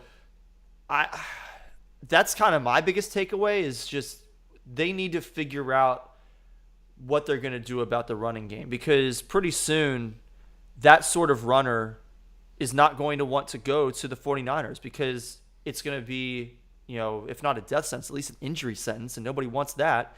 So you're going to have, you're really going to be limited to, bigger, sort of like, 3 yards in a cloud of dust kind of guys that aren't going to get you super long runs because they're not fast enough, but, that ground and pound sort of offense. But that's not really the type of offense that Kyle Shanahan likes to run. At this point now, we're looking at, Jeff Wilson will get some of the snaps, but we're probably going to see a really heavy dose of Deebo Samuel going forward at the running back position. And that's all well and good. It's exciting. Love to see him utilized as much as possible, but eventually he's probably going to get hurt too. And I'm not looking forward to that day because Deebo's fun to watch. Well, Deebo is... I don't have any questions about the 49ers run game. Do we know if Trey Lance is good or not? I've been saying this since he was drafted. Well, he's played like 3 games in the last 3 years, but like... I was saying when he was drafted, this kid, like, he's one of the least accurate throwers I've ever seen. When watching anything from college, he's one of the least accurate throwers I've ever seen make it into the NFL on a roster. And y'all were like, no. He had like 1 game and I've been saying, like, I don't know that he can play. I mean, I think he still needs a little more time, but clearly what he is right now, we talked about this last week, it's going to be a learning process. I mean, I thought that when he was drafted 3rd, I felt like that was a bit of a reach just because I saw the potential, but I also knew he's a bit of a project. And the 49ers are not a team, and we're not a team at the time of that draft, that could really afford to have a project quarterback because they had a Super Bowl caliber roster. I mean, they got to a Super Bowl and damn near won it with Jimmy Garoppolo, who sucks. So they still have, for some reason. They might have him just so they can put him in there if Trey Lance is a complete bump. So, I think that this is... I feel like Kyle Shanahan's got to make this work because he traded with 3 firsts to move up to draft Trey Lance. It's wild. Like, I mean, Something like that. this could certainly change in the future. But if you ask me right now who I'd rather have, I'd take Jordan Love over Trey Lance right now. In a heartbeat. I don't know about that. In a heartbeat. I don't know about that. He's played about the same number of snaps as Trey Lance the last 3 years. Just as bad. Riding the pine. Yeah, he stinks. The reason why I would disagree with that is because I think that Trey Lance can be used in a way that could be effective that doesn't rely on a ton of passes, whereas Jordan Love is supposed to be a pocket passer and he's terrible at it. Well, they're going to need to figure out how to use him that way, and they're going to do it quick. Teams have done it before. We've seen Baltimore change their offense on the fly to work with Lamar his rookie year when he was certainly not a polished passer. We saw He's running the ball 20 times a game. Yeah, we saw the stupid Broncos do it with Tim Tebow, who was absolutely a worse passer than Trey Lance. Oh my and, God. you know, they still managed to scrape away some games. Now, most of those games were stupid, but, you know, this is a better team. It's a better coach, and I think Trey Lance is better than Tim Tebow, which, you know, it's bad that I even have Isn't to. saying Tim much. Tebow still has one of the best playoff passes of all time. He threw it to a wide Yes. open Demaryius Thomas on a slant, and he just outran everybody to the end zone. He got it to him. That was amazing. It was amazing. I was so happy. I was in college then. I couldn't believe the Steelers lost that game. I was like, you guys got to be kidding me with this. Yeah, Tebow time. Tebow had like Tebow time all season. It was amazing. and that was like the one time he actually threw the football well. It was when the Steelers said, you're not going to throw the football well. that Bears game in the regular season. That was so stupid. Oh, my God. I was college roommates with a guy who was both a Washington fan and a Bears fan. And we were watching that game and could not believe what was happening. Marion Barber ran out of bounds. And then he fumbled in overtime when they were in field goal Fumbled in range. Yeah. overtime. Just terrible. Oh, what a glorious season. So we'll see what happens with Trey Lance. Obviously, again, I'm not going to pass judgment too much after this week. It was a very strange environment. I mean, somebody had to win, somebody had to lose. But they better win against Seattle. Because if they start 0-2, especially going up against that team, who we'll talk about them a little bit, not great. So let's pile on to everybody's favorite punching bag. The Dallas Cowboys. They stink. How about them Somebody's Cowboys? gonna say it. Somebody's got to say it. And Stephen A. will gloriously say it instead of being yeah. bitter like he was with the Lakers a few years ago. Because he hates the Cowboys and loves dancing on their grave every Monday. Did he put a video out this week? Oh, yeah. I missed it. I Oh, gotta yeah. find it. You got to find it. I gotta find it. You might want to find First Take on Monday, too, because I'm sure he was having a great time. I was not, because I have Dak in my other league and I have CeeDee Lamb in our league. Which, Evan has Dak in our league. Not anymore. Now he's got Carson Wentz. but the thing is, Dak sucked before he got hurt, too. Yeah. Like, he was did not look garbage. good. Bad while he was playing. He did not look good. He was looked awful. awful. And he looked awful the last time we saw him, which was in that playoff game against the 49ers. And this is what I'm saying. I'm like, man, I was a believer in Dak. I thought he was pretty good. But playoffs are prove-it moments. He didn't prove it. And then he comes out against the Bucs. Last year, went toe-to-toe with Tom Brady and almost won that game, despite the fact that his run game was useless and his offensive line was getting overwhelmed. This year, the run game was actually kind of effective. Zeke had some decent carries. Yeah. And the offensive line, from what I saw, held up okay. The receivers couldn't get separation, and Dak couldn't deliver accurate throws. That was the bottom line. He was awful. And the Cowboys looked anemic and pathetic. And they looked like a team that wasn't going to win the NFC East, even when Dak was out there. Did we all pick Philly to win? I think we all picked Philly to win. Yeah. Yes. So we're looking like we got that one right. Because, you know, Philly had some trouble against the Lions, but they at least looked like a functional football team. The Cowboys, oh my God. Yeah, they did. They beat the Lions. Yeah, Philly beat the Wins win. Lions. Yeah. Yeah. I'm just saying they had some trouble with them. Yeah. But the Lions also are an improved team over what we saw for a lot of last year. And they scrap, which is what they did. Backdoor cover, baby. Yeah. Yeah. You know, Lions grit. plus it's 4. It's all grit with the Lions. Lions plus 4 cashed at the window, so there you go. But yeah, Cowboys are awful. Mike McCarthy's got to be getting fired if this season goes belly up, right? Like, you can't possibly bring this clown back for the 4th year. Is that a joke? Yeah, you could say that's a pun. Mike McCarthy's rotund figure. Yeah, he's a portly fella. But anyway, has nothing to do with that. We're not going to be like Skip Bayless and trash him for being heavy. We're going to trash him for being a bad football coach, which is what he is. And I just this Cowboys team just seems absolutely toast. It seems like they can't function if they don't have everything going for them. Who would have thought that like Amari Cooper, of all people, who none of us think super highly of as a number one receiver, he's the guy that apparently made this offense go, because Dak was struggling with him, or Dak was struggling before they traded for him. Then they got him, and Dallas's offense for 2.5 years was great, and now he's gone again, and they can't do anything. It doesn't make any sense because Amari Cooper's not that good. No. Amari Cooper, I think, played a critical role in this as well, or at least in my brain, in the sense that it was in the offseason that Amari Cooper accused Dak Prescott of being the black Kirk Cousins, and Dak got really upset about that. So Kirk Cousins catching some strays back in the late winter, early spring. But then what we saw on Sunday, being the black Kirk Cousins, that would have been a compliment compared to how Dak played on Sunday night. That was just terrible in all facets. He threw the ball to the other team as much as he threw it to his team. Just pure incompetence. And then like cousin Sal on the Bill Simmons podcast was like, "Oh well, Dak took his thumb out of his ass and then he realized it was broken." Like, unbelievable. It just keeps getting worse. I didn't pick Dallas to win the division. Very glad of that. I think they might finish in last place now. The Giants are maybe competent or, frisky or well coached or something. They might not have the best roster. And then Washington, I don't know. I don't know with Washington, but Dallas looked really terrible.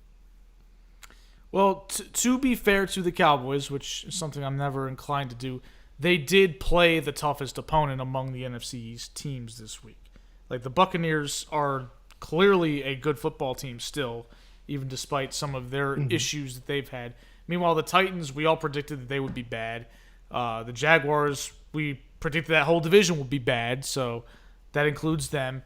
And then the Eagles played the Lions, who we all are pulling for, but aren't there yet. No, they're certainly not as good as the Bucs. Meanwhile, the Bucs, we all had the Bucs in the playoffs this year, and certainly being a better team than the Cowboys. But I juxtapose Dak's performance and sort of Aaron Rodgers' performance too. We'll lump him in here with what Tom Brady did, which was Tom Brady didn't play great on Sunday. No, but Tom Brady also has a makeshift offensive line. He's got some players hurt there. His receivers came into the season a little gimpy, right? Mike Evans isn't fully healthy. Chris Godwin's not fully coming healthy, off an injury. And while he Julio didn't... Jones is, he's getting old. He's got Julio Jones and Rashad Perriman. He can't seem to stay healthy. Yeah, and so he's got new pieces, old in terms of age pieces, injured players, new offensive linemen that we don't know if they're any good yet. And despite the fact that his numbers didn't look great, but if you watch the game, he looked like he was in control, right? Like, he was making throws. He looked like he was still a good player, and he had that team playing at least at an adequate level, like a team that you would expect a franchise quarterback to be helming, despite some of the ins and outs that are not necessarily on the up and up. He looked perfectly fine. Yeah, Dak didn't look perfectly fine. Yeah. Aaron Rodgers didn't look perfectly fine. Dak looked like Dak played like how Eli Manning's face looks all the time. Like he's just confused and overwhelmed. You know what I mean? Just like, what? What are we doing? That's how Dak played. It was just like he never even played football before. Yeah, it was ugly for some of these guys that we consider franchise quarterbacks, some of which we consider elite quarterbacks. And like, sometimes you got to figure it out and you got to be the guy. And we obviously know Tom Brady's capable of that because he's the veteran of all veterans. He's been playing for 23 years, and he just happens to be the greatest quarterback of all time. But we still expect Aaron Rodgers to figure it out. We still expect even Dak Prescott, who's being paid a lot of money and has been, esteemed as a franchise quarterback, to figure it out. And he didn't even come close to doing that. He didn't look like a guy who had any type of control over his offense or any real voice with the team. It just looked like they were broken. Yeah. So let's talk a little bit about the Packers that I just mentioned. Losing to the Vikings 23-7, scored one offensive touchdown. Aaron Rodgers had some problems with his new receivers. One of them dropped what looked like it would have been an easy touchdown pass. And then Rodgers got mad because, duh. And then seemingly didn't want to throw to him again because I guess that makes sense. But you got to throw to somebody because he's on your team. And most of the rest of the guys suck just as much, so you got to deal with it. And they kind of became this either run the ball or dump the ball to the running back team, and that didn't really work at all. No. And the Packers defense, I think that we all expect the Packers defense to be good this year, and I don't think that expectation necessarily goes out the window from this. Like, the Vikings are a good offense. Is their quarterback great? No. But he gets the job done with those pieces, particularly when you're talking about you have Justin Jefferson, you have Dalvin Cook, who had a kind of a bad game this past weekend. I don't expect Dalvin Cook to be that bad every single week of the season. So, that offense is probably only going to get better. From a fantasy perspective, if that's Dalvin Cook's bad game, I'll take it. He didn't find the end zone, but he still got a lot of touches and he got a decent number of points. So, but yeah, Kirk Cousins can deliver the ball to literally the most open receiver in years, and that's what Justin Jefferson was on Sunday. Yes. 4 yards of separation per route or something ridiculous like that. Yeah, that's my question with the Packers defense is, Cory, like you said, we expected the Packers defense to be good. Why is one of the best receivers in the league just wide butt naked open, just in the middle of the field with nobody around him? I mean, a bad defense would know, we got to cover that guy, right? They didn't do that. Oh, my God. I don't know what the problem is. I heard Dan Orlovsky saying it was like a communication issue. Like when they put Jefferson in motion, the defense has to react by, switching around and stuff. And they might have missed some signals and blown coverages. I'm like, that's what a good defense has got to do, right? Y'all all have to be on the same page. And, you had one job to stop that guy, and you couldn't do that. It was terrible. Yeah, not great. The Vikings looked by opposition looked pretty good. I'm not going to act like I was blown away by their performance, but they won the game. We all kind of expected that. We thought that the Packers had no business being favored, and so they took an L. But I thought the Packers' offense would have looked better than they did. But then again, Aaron Rodgers didn't play any preseason, despite the fact that he's got a whole new team. Maybe that matters more than people want to give it credit for. I mean, we saw Joe Burrow didn't play in the preseason because of his appendectomy. I mean, maybe that's a factor here, is that these guys aren't getting the reps. Didn't play in the preseason. Yeah, I mean, that's one thing that I am. I think that's an excuse. I mean, right? maybe, but you don't. Game reps are so different than what you do in training camp. Because everything's scripted in training camp, like completely scripted. I'm not talking about just like your play is scripted, but the defense's plays tend to be scripted. The coaches have an idea of what the other coach, the defensive coordinator has an idea of what the offensive coordinator is about to do, and can call a play that is more or less specifically designed to counter it. Right? You can do that in training camp. You can't do that in preseason games. And you're missing that when you don't take those reps. Yeah, I don't think it's an excuse to point it out, because it's still their fault for not getting the reps, with the exception of Joe Burrow, who missed time because of an appendectomy. But you're still responsible for making sure you're ready to play. And part of being ready to play, if it involves getting preseason reps, is something you need to do.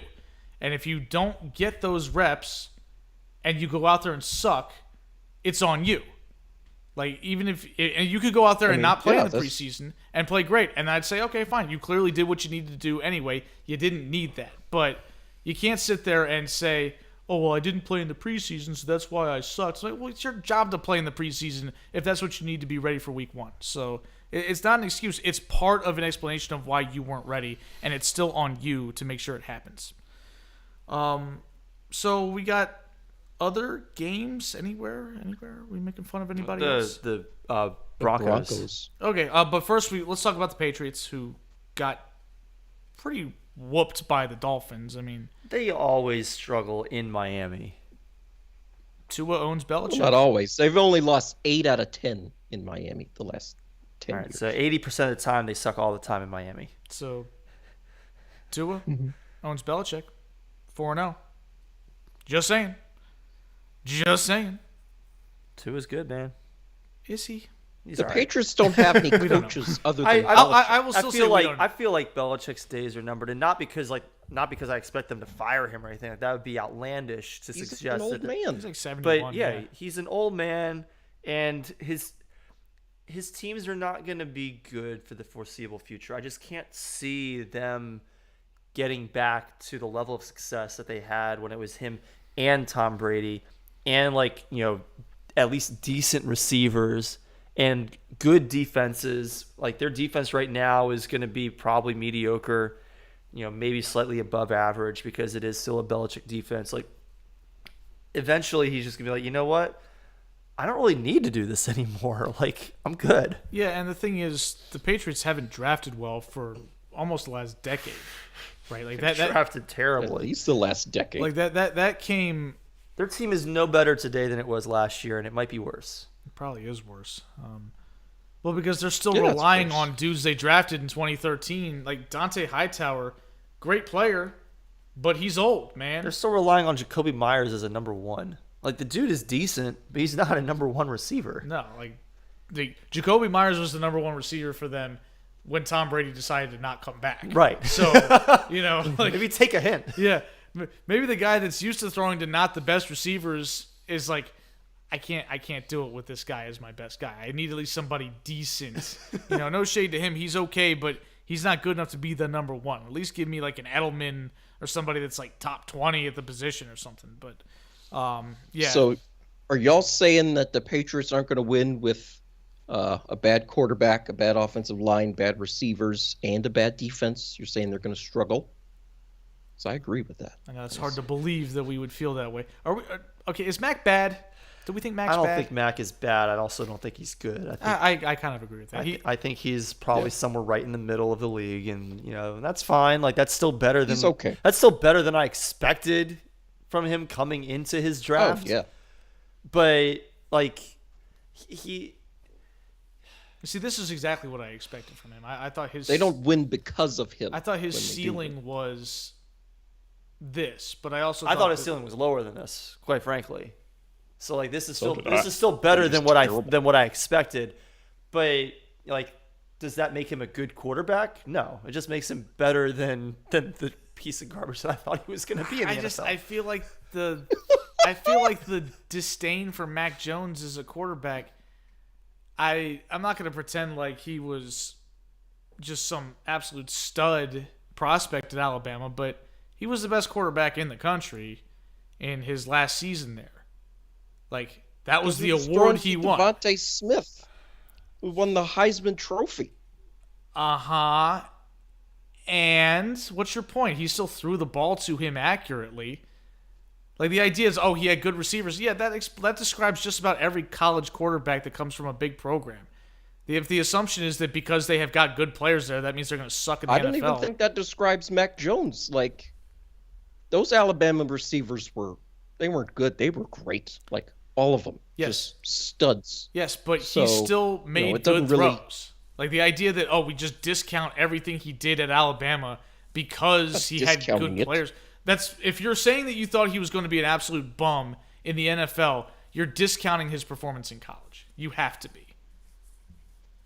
Like that's what you're doing. You're saying I don't want to overrate it, right? Like, Well, I don't feel like I'm I overrating just it when I see say, as- he's capable of being okay. The idea that he absolutely is going to suck because he played at Alabama or something and had good receivers, so what?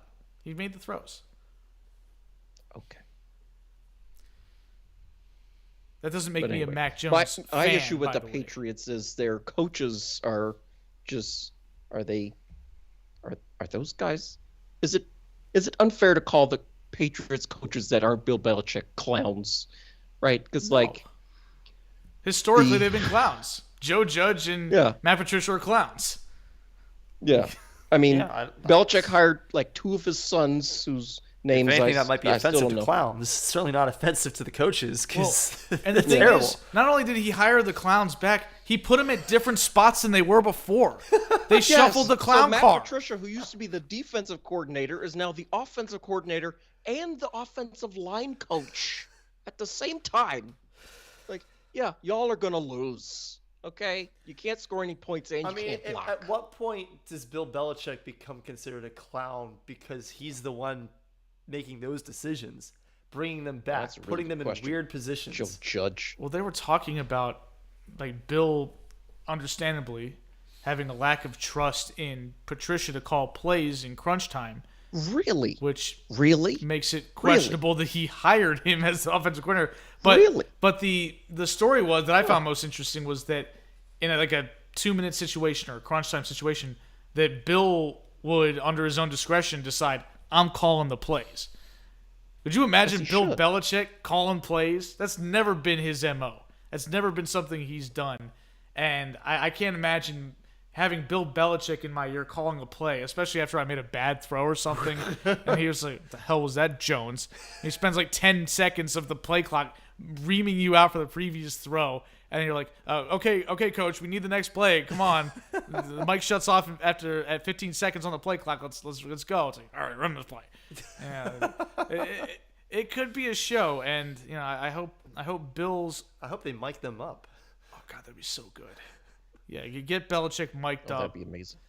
I would just. Can they be the mid-season Hard Knocks instead of Arizona? Oh, they've already selected a team. Yeah, it's Arizona. No. That could be interesting too, though. I think everybody's getting fired in Arizona because they're not on this list, but they sucked too. My goodness, they were terrible. Cliff Kingsbury should have been fired. I feel like Bill Belichick, he's such a football genius, but I feel like he sort of expects that from other coaches who just are jabronis in the case of the rest of his staff. So, you can't squeeze blood from a turnip in this case. Like, it's just not in there. Never heard that expression before. I've heard it. So, you ever tried to squeeze blood from a turnip? It's not gonna work. I've never touched a turnip. I haven't either. I don't even know what one looks like. I think it's a root vegetable. Yeah, it is. But I've never interacted with the turnip. Okay. Yeah. The moment we've been hinting at and kind of waiting for, time to kill the Broncos. Because that was pathetic. Their performance in general cost me the week because they sucked and couldn't score on the goal line. They couldn't stop coughing the ball up. And then they cost themselves probably a win. Nathaniel Hack sucks.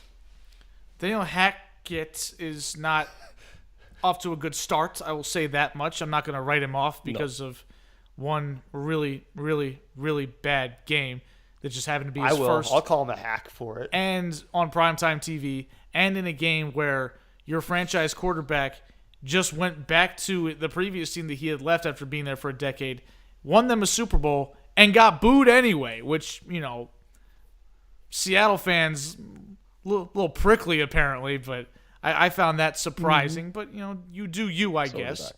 I also believe some blame goes to Russell Wilson for just milling around in the backfield while time is ticking away. I don't know what he was doing either. I thought it was because the play wasn't in quick enough. This is a franchise quarterback. He can't run the offense in a 2-minute drill. What are you paying him for? Apparently not. If there's anybody who should be the coach should not be calling the plays in that situation because that takes too much time in a 2-minute drill. You've got 30 seconds on the clock. You're almost 50 yards from pay dirt. You're still, 15 yards from reasonable field goal range where you can actually expect to make the kick and win the game. Your franchise quarterback, a guy who's been to the Super Bowl twice, should be the one calling those plays. If he can't call those plays in that situation, he doesn't deserve the money he's making.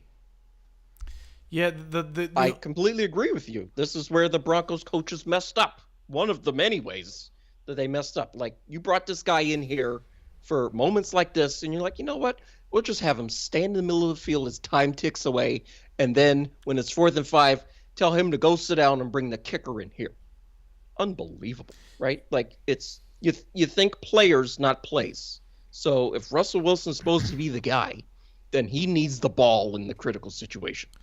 Well, the play as the clock was winding down, it reminded me a little bit of the Super Bowl. It wasn't a play. No, but the situation yes. where the clock was winding down in the Super Bowl after Marshawn Lynch got tackled on the 1-yard line. Yeah. And, like, Bill Belichick did not call a timeout, and Pete Carroll didn't seem to know what to do with that information because there's about 55 seconds left on the clock.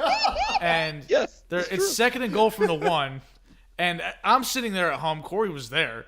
And saying, okay, Bill, call timeout because you might need to get the ball back to try to kick a tying field goal or something. And the clock's just ticking. I'm like, what the hell are they doing? And then I started like, what are the Seahawks doing? They don't really know what they're doing either. Like, and I feel like the clock ticking kind of like everybody just kind of locked up for a moment there because they didn't really know what to do. And I think that I'm not going to say it outright led to the mistake on the play, but I do think that it created the situation where a pass play might have been necessary to preserve time because you wasted so much of it. And I feel like the Broncos saw that and were like, wow, we just wasted like 35 seconds for no reason. Now I feel like we got to kick it. And then they Do have we timeout. think that could be where the difference lies between like the NFL coaches and us playing Madden? Because in Madden, like, you know immediately after the play ends if the other team, if the computer is going to call a timeout, it happens immediately, right? So if it doesn't happen and it's a situation where you should be calling timeout, you're going to go ahead and call the timeout at that point. Right. In the NFL, do you think that there could be some situations where, coaches are sort of playing chicken with each other on the timeouts? Like, well, I don't want to use mine, and that guy needs to use his timeout too, so I'm going to wait for him to use it. But that guy's also thinking the same thing about you, and so then nobody calls a timeout. Well, yeah, I'm You just sure. How often lose do time. the offense and the defense both need to call timeout? I mean, I guess it's like that's not something that would happen very commonly. I don't know. Well, because even in that Super Bowl, Like, this certainly does not excuse Zach Taylor and the Bengals because, like, that's completely separate from this sort of an issue. But I just Or Nathaniel Hackett. Or Right? Nathaniel What was he well, because another thing is the Seahawks also they didn't have to call a timeout, but they probably should have been a little bit more swift with getting their play run. Like, they wasted 35 seconds. Yep. So, like, and this is a situation here where the clock's ticking and you just, like Peyton Manning on the Manning cast, he was doing this. He ended up signaling timeout 62 times in that period of time where they should have been calling a timeout. Just like, okay, timeout.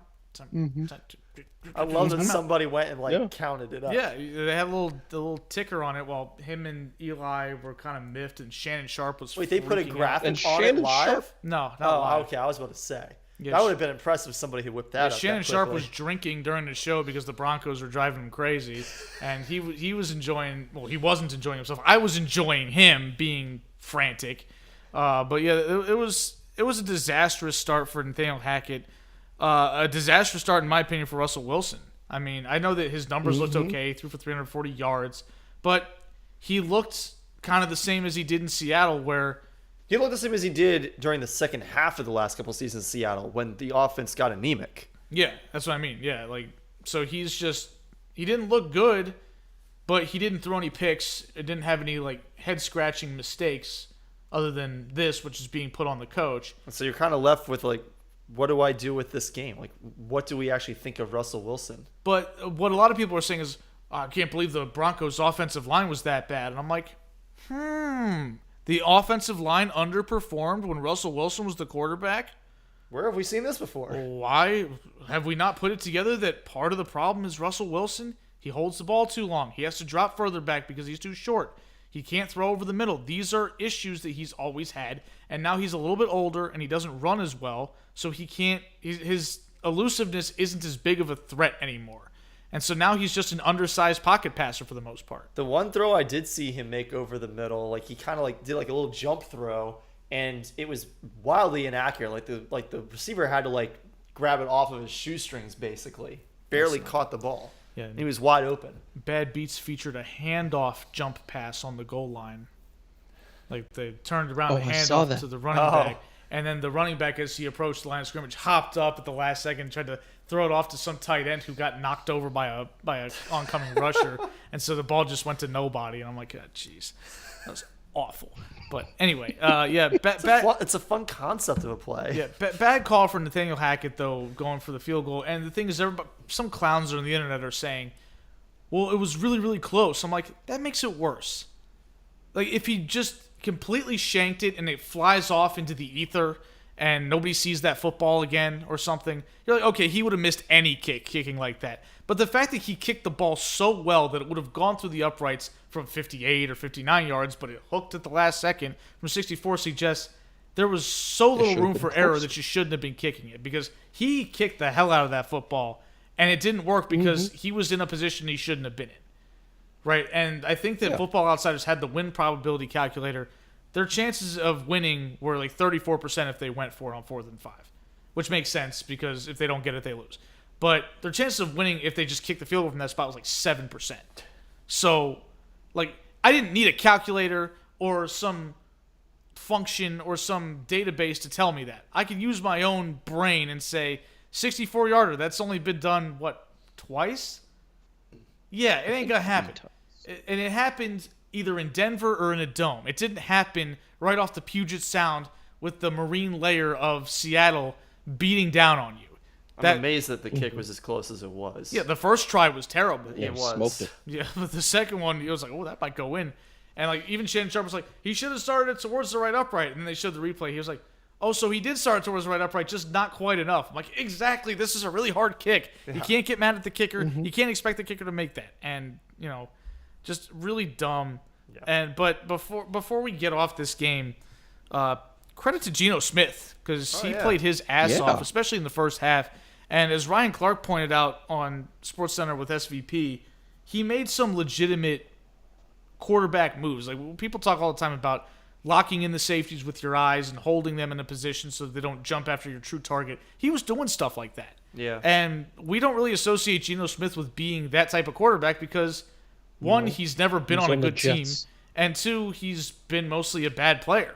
Yeah. But he came to play. I'm happy for Geno Smith. I enjoyed watching him play on Monday night. I thought that he did a really nice job, and I don't know if that's a level of play that we can expect him to keep up, because we haven't seen it on any sort of a consistent basis from him in the past. But quite honestly, we haven't even really seen glimpses of what we saw last night, save for maybe a little bit last year, sort of. But last year was just so weird for Seattle. Like, I don't even know if we can make heads or tails of what that was with or without Geno Smith at quarterback. So, I mean, if he can keep that up, Seattle, somebody might have jumped the gun a little bit, eliminating them from the playoffs. I'm not worried about that. I wasn't worried about the Eagles last year. And you're probably not worried about the Giants, though, are you? No, I'm not worried about the Giants. Exactly. So. Both the teams that y'all eliminated won their games. Well, and all three of ours I picked at least tied. All three of ours are in first place. So there you go. Let's chew on that. Yeah, none of our three teams lost. Houston is in. None of our three teams lost. Yeah, because the Titans and the Jags lost, and the Texans and Colts tied. So they're both tied at 0-1 in first place. That is an indictment of that division. Oh my goodness. Yeah. 0-1. Yeah. Honestly, I think the one of us that should be the most concerned is probably Evan eliminating Houston, just because that division is so bad that Houston might back up into a division win. I stayed away from that division on purpose. I was like, I don't want any part of the AFC South, just because none of those teams are good enough to outright win it. Which means that any of them could win it. Yeah, exactly. So it's going to be a circus. I felt like I need to pick an AFC team because the AFC is so loaded. I'm like, well, didn't one of us accidentally eliminate too many from one conference last year? Was that me? Did I do that? I think it was me. One of us did that. Yeah, that didn't work out. Yeah. So a little bit of irritating news. Evan's NFL app didn't work on Sunday, and apparently it still doesn't work. Mine works. No, it still doesn't work. Mine works. No, I got nothing. I don't nothing. have the NFL it's app. just dark. Well, hopefully that gets rectified before Sunday. Nobody needs a second Sunday of misery like that. Yes, especially since I have a wedding to go to on Sunday, week 3. So 3 straight weeks of no red zone, Jeez. which is just Sounds a intolerable. crime against humanity. It is. Honestly. It's no bueno. All right, so before we get to week 2, I'm getting ahead of myself, some predictions that we have to pay off regarding starting quarterbacks. Yep. Did that again this year. So we did that. Cory took it home this year. I think I won last year with 441 points and 22 correct predictions. His biggest misses, which I'm sure there'll be some overlap here. Yeah. Baker Mayfield, 19 points of him playing for the Browns. That clearly did not happen. Nope, he played against the Browns. Nope. 15 points on Zach Wilson for the Jets. Zach got hurt in the preseason, and he's not back, so we got Joe Flacco instead. And then 13 points on Carson Wentz for the Colts. Who's with a team now? Yes, who's with the commies. Then there's me in second place. I had 21 correct predictions. I actually had the fewest correct predictions, but got a few more points than Evan did. My big misses were 22 points on Baker Mayfield, and then 21 points on Matt Ryan for staying with the Falcons. That didn't happen. And then 19 points on Zach Wilson starting for the Jets. So, whatever. And then Evan bringing up the rear with 22 correct predictions, 422 points. His big misses were 24 points on Zach Wilson for the Jets, 22 on Baker for the Browns, and 19 on Carson Wentz for the Colts. Yeah, so a lot of overlap on the big misses, which makes sense. Yeah, what the hell what were we supposed to do with this information? Yeah, so there was only one team that we didn't all either get correct or incorrect. Now, a lot of the incorrections or the incorrect teams, we didn't all have the same guess, but we all got it wrong. The only team that was not the case for, I put 7 points on Aaron Rodgers. Evan put 9 points on Aaron Rodgers, but I guess Eric bought into the preseason hype of Aaron leaving and put 7 points on Jordan Love. I thought he was gone To for stay sure. with the Packers. No. Yes. Yeah, I thought he was gone for sure. Well, maybe not for sure, but I thought he was gone. I thought he was gone as well. I sort of shorted him a little bit. And if Zach Wilson didn't get hurt, I would have gotten 5 more points than Eric and finished in second place. So it's Zach Wilson's fault for, fooling around off the field, I guess. That's not how he got hurt. Yep. Win some, lose some, baby. Yep. So the teams that we all got wrong, we already said the Jets. Flacco started because of Wilson's injury. The Browns, Brissett started due to the Watson suspension after Mayfield got traded. We all got the Steelers wrong. Trubisky started. Eric had Pickett. Evan had Willis. I had Tyrod Taylor. Pickett wasn't even on the roster, so I'm just glad that I got it right that they picked him. Yeah. That is impressive. Good job out of you. Yeah, I'll take that minor pat on the back for this made-up game. Yeah. We all had Half a point rounded down. Yeah, There you we go. all had the Colts wrong. Evan and I both had Carson Wentz starting for them. Eric had Ryan Fitztragic starting for them. Who's Could've out been of the anybody. Who league. is out of the league. Could have been anybody. We all got the Commanders wrong because Carson Wentz was starting for them instead of the Colts. Eric and I both predicted that Jimmy Garoppolo would be with the commies. And Evan had Heineke Team 7. Yes. Yeah. We all got the Bucks Is he wrong. still there? Which Heineke's still there. He's a backup. We all got the Okay. Bucks wrong because Brady had retired at that point, and then he unretired and threw a wrench into our picks. We So probably should have guessed that if you think about it. we probably That was should dumb have. that we didn't put some points on Brady. That was probably somewhat predictable in hindsight, but It of was course very we do have predictable, hindsight. yeah. Eric had Teddy Bridgewater. Evan had Desmond Ridder, and I had Russell Wilson going to the Bucks. That did not happen, but at least I did get it right that Wilson was not going to be in Seattle. That's true. We all got the Falcons wrong. Marcus Mariota started. We all had Matt Ryan staying there. We got the Panthers wrong. Baker Mayfield started. Eric and I had Sam Darnold sticking around and starting for them, and Evan had Matt Corral. Matt Corral's on the team, though. He is So, on the same team, boat. so good job He for is? Evan. Oh, I didn't Yeah, know they that. drafted him. Yeah, he's the backup. Oh, okay. And then we all got the Seattle Seahawks wrong. Geno Smith started. Eric and Evan both had Wilson, and I had Teddy Bridgewater. Okay, so that wraps that up. We'll also do a quick recap of what we did with our picks. Like I said, Cory and Evan both went 10-6 against the spread. I went 9-7, so all made money. But we're going to have a lot more lone wolf picks this year because, now we're not just picking straight up where a lot of times we agree. Now we got to think about the spread, which might throw a wrench into a lot of It's those. supposed to, the spread's supposed to make it kind of split. Yep. So Cory was the only one to correctly pick the Steelers to cover the 6.5-point spread versus the Bengals. So that's a pretty good pick. Like even with all the hijinks of the missed kicks, they still would have covered. So good work there.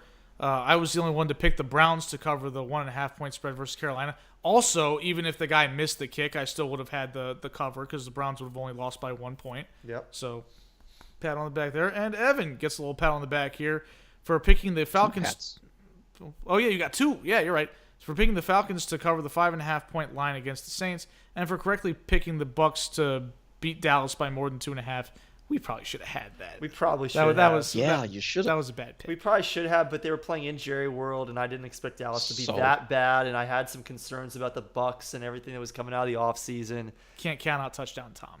That was a mistake. I could try to rationalize that was a mistake. It was a mistake. I knew that was a mistake after the first drive. I was like, oh crap, this is not going to go my way. like I feel worse about that pick than I do picking Denver to cover against Seattle, because I think Denver should have, if they just couldn't, if they could hold on to the damn ball on the goal line, they would have won by multiple touchdowns. But they didn't, so they didn't. Okay, you can still enter our weekly picks.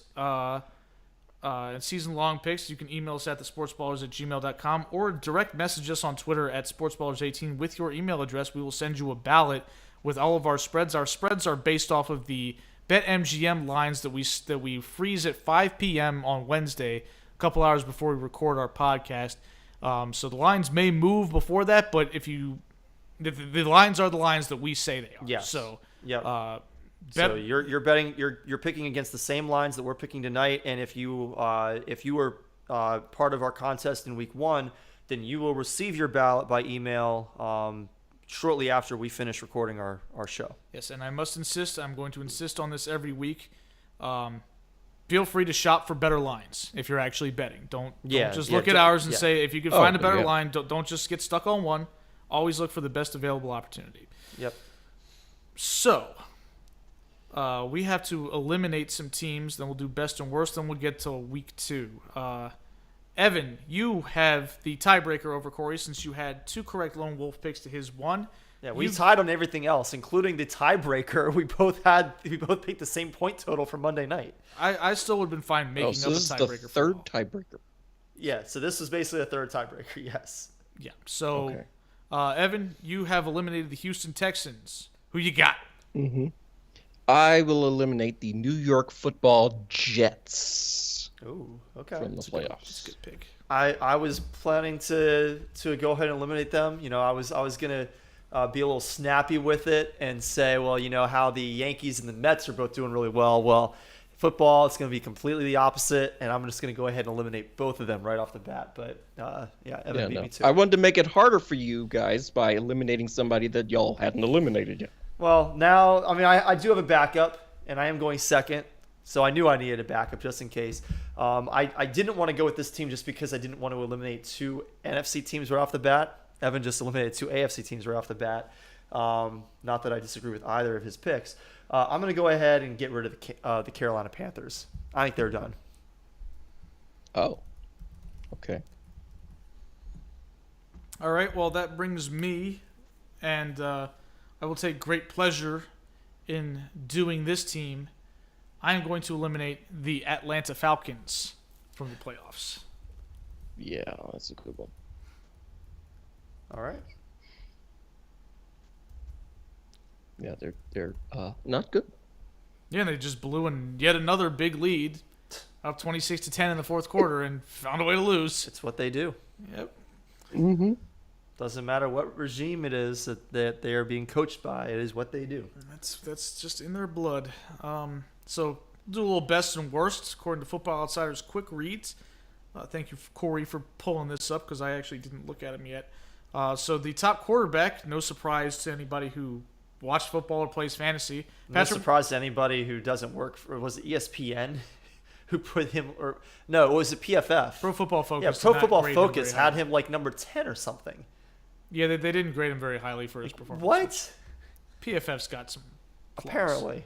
Yeah, I still believe that anybody who actually watches the game with their own eyeballs and knows what they're looking at is not surprised by I this. feel like PFF dings Patrick Mahomes because he does things that would be really, really stupid if he wasn't Patrick Mahomes, right? Like he's so talented that he's able to do these things that are conventionally wrong. But Look he's at that Patrick and say, Mahomes. like I said, it's a flaw. Yeah, it doesn't. It's make only any wrong sense. if it doesn't work.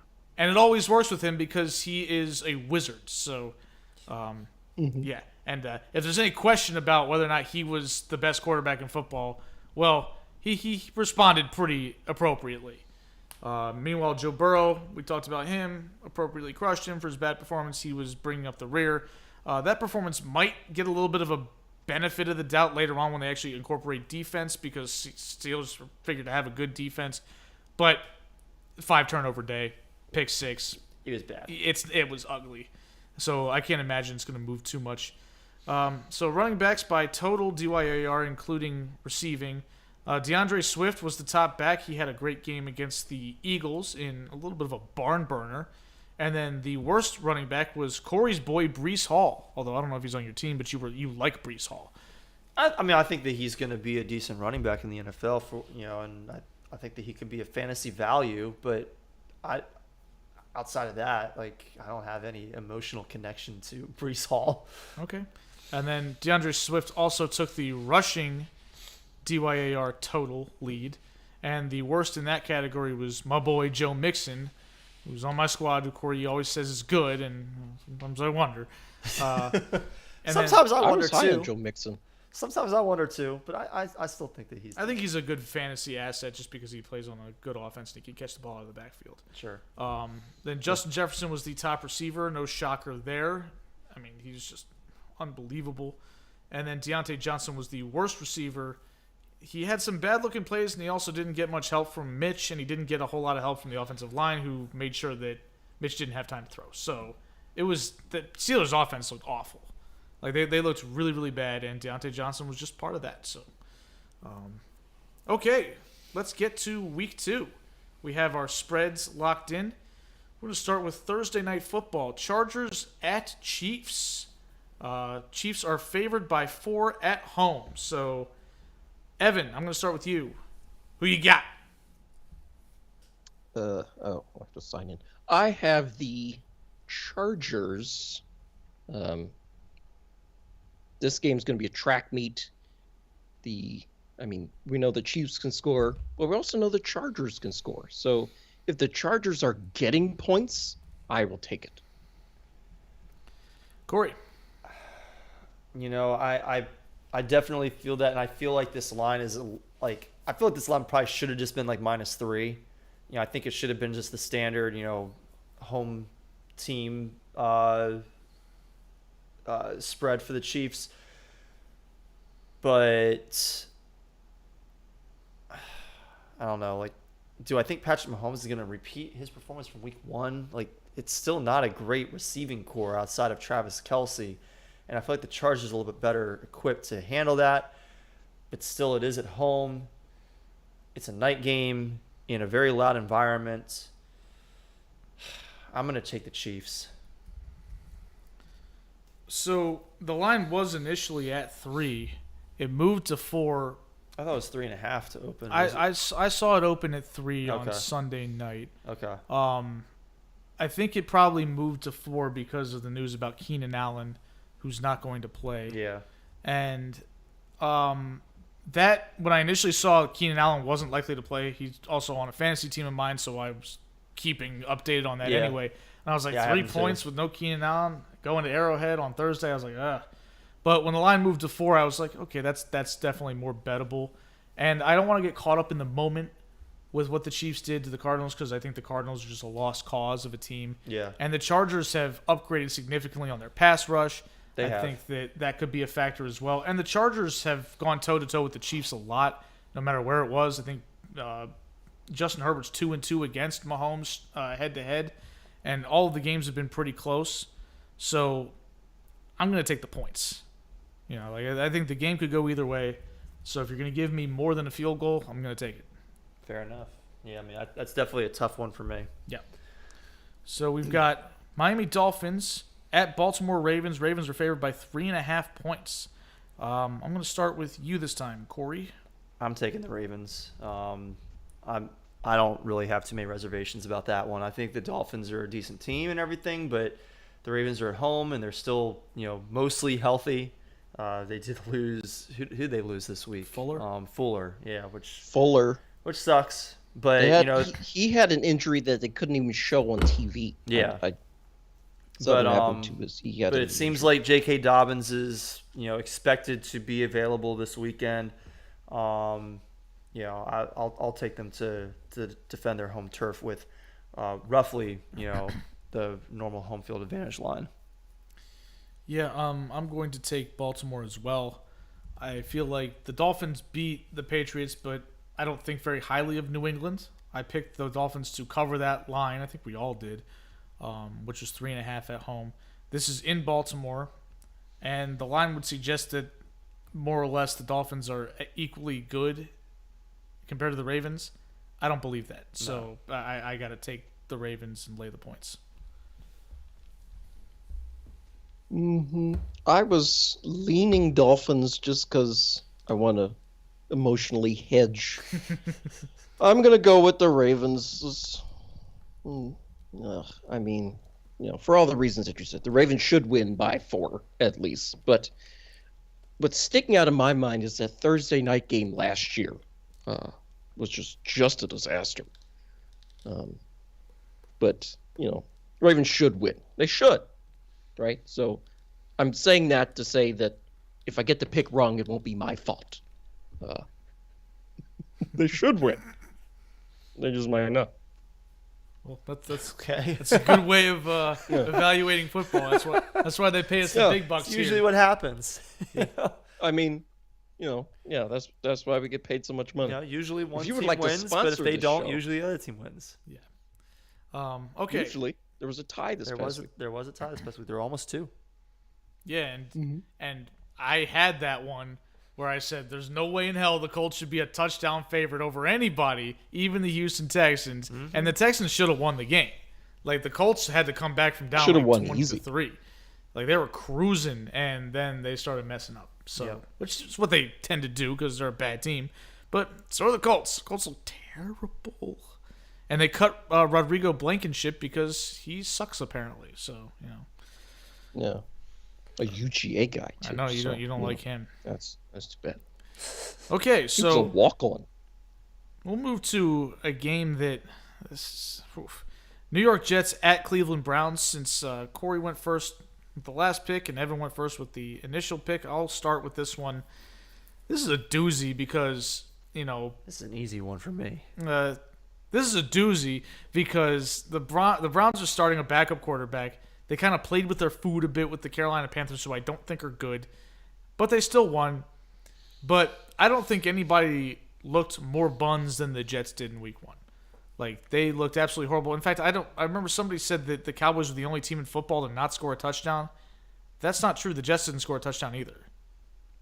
Like, they lost 24-3. Because I've seen multiple graphics that have said the Cowboys were the only team not to score a touchdown. No, the Jets got a touchdown late. It was 24-10. Oh, why did I think it was 24-3? Was it in the show notes as 24-3? I think it was. I think I typed that in. Yeah. No, it was 24-10. Set me up to fail. Thanks, Evan. Sneaky. Yeah. But anyway, the Jets looked horrible.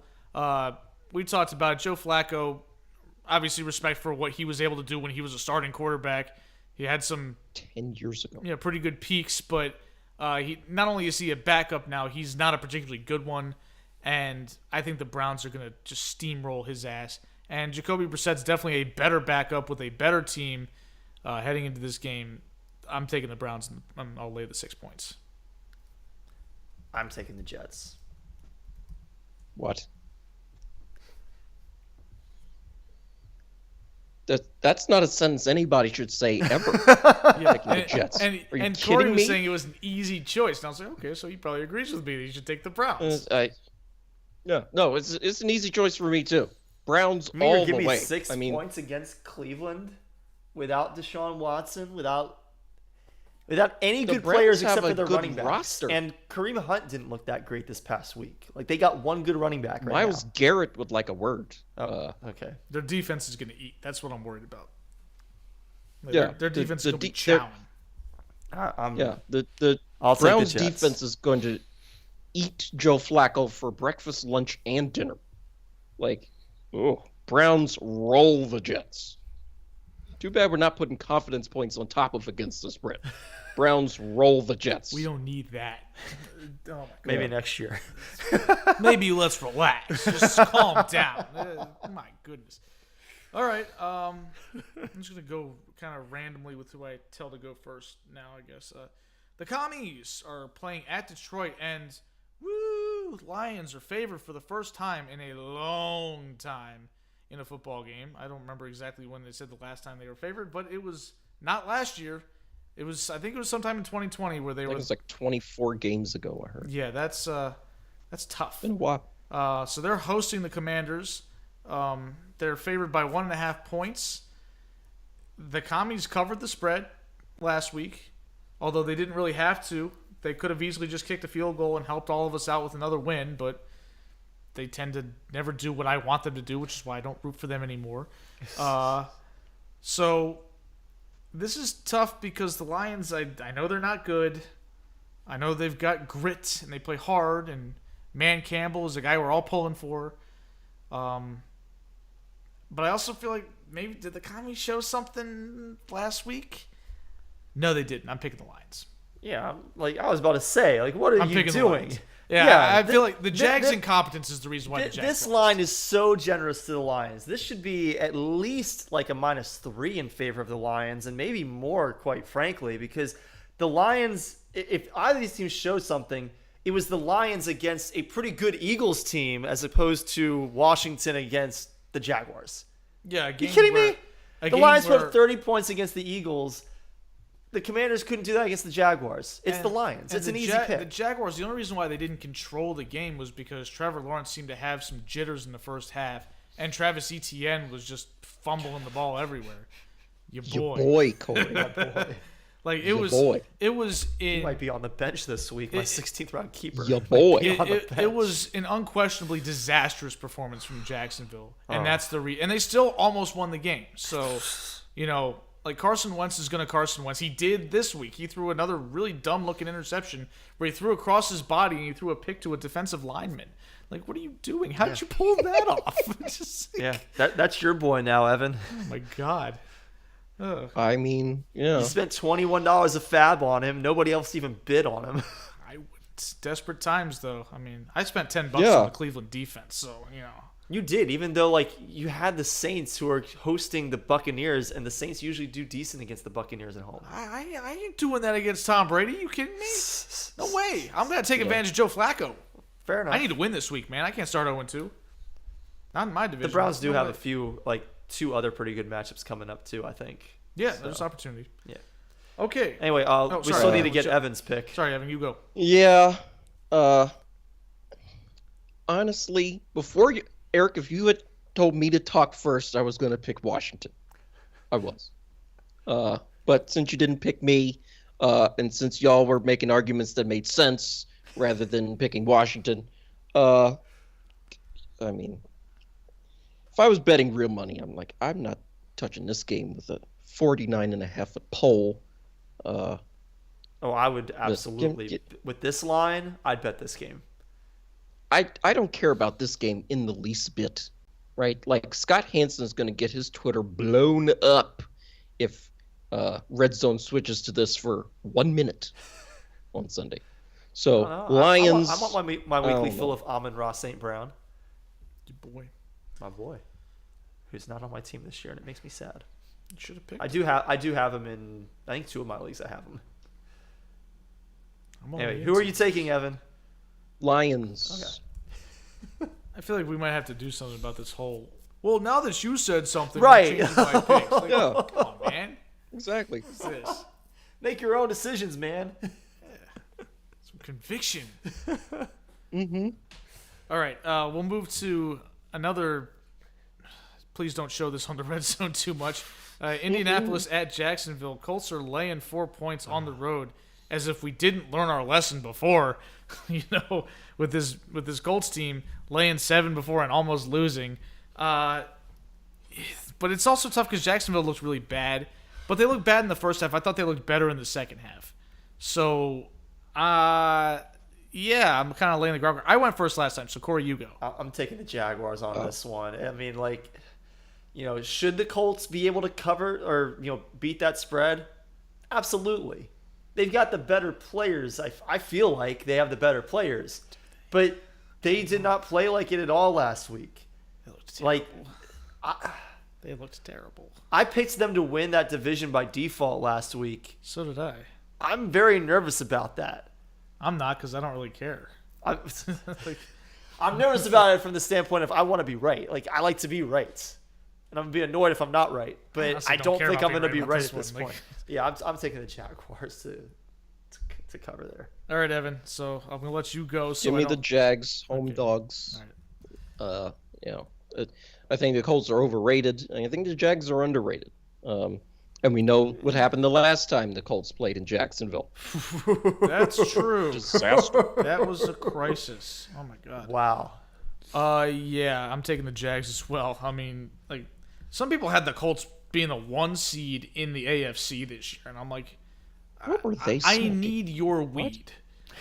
Please tell me give me your guy. Let him hook me up with whatever you got, because it must be glorious. Okay, Bucks at Saints. Bucks are favored by 2.5 going into the Dome. I'm gonna pick first. I'm tired. I'm so tired of people sleeping on my Saints against the Bucks. There's no way in hell I'm picking against them after they consistently beat this team, especially in the Dome. Saints plus 2.5. Easy choice for me. I also have the Saints. A home underdog in that Dome. It's going to be crazy in there. The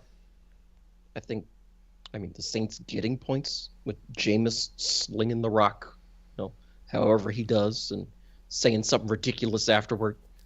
He looked pretty good. He and Michael Thomas had a little bit looked of connection good doing there. it. Yeah, I think the Saints eat a W in this game against the spread or not. Yeah, I mean, this is a game. I think it could legitimately go either way. I think either team could win this game. I mean, the Bucs should be the better team here, but we've seen so many times the Saints defend home turf against the Buccaneers. Beat them in their house too. And road. Well, yeah, and they've taken care of business on the road as well. Yeah, I mean, I'm taking the Saints here because again, it could go either way. So I'm going to take the home team and the points. Okay. God, so many bad games. Carolina at New York Giants. The Giants are laying 2 points at home. Evan, you go first. Sorry. I picked the Giants. The Giants impressed me a little bit with their win against Tennessee. Now, maybe Tennessee sucks, but the Giants were supposed to suck too. And, they had some competence. They knew how to football, right? The carousel of coaches they've had since Tom Coughlin have all been just complete,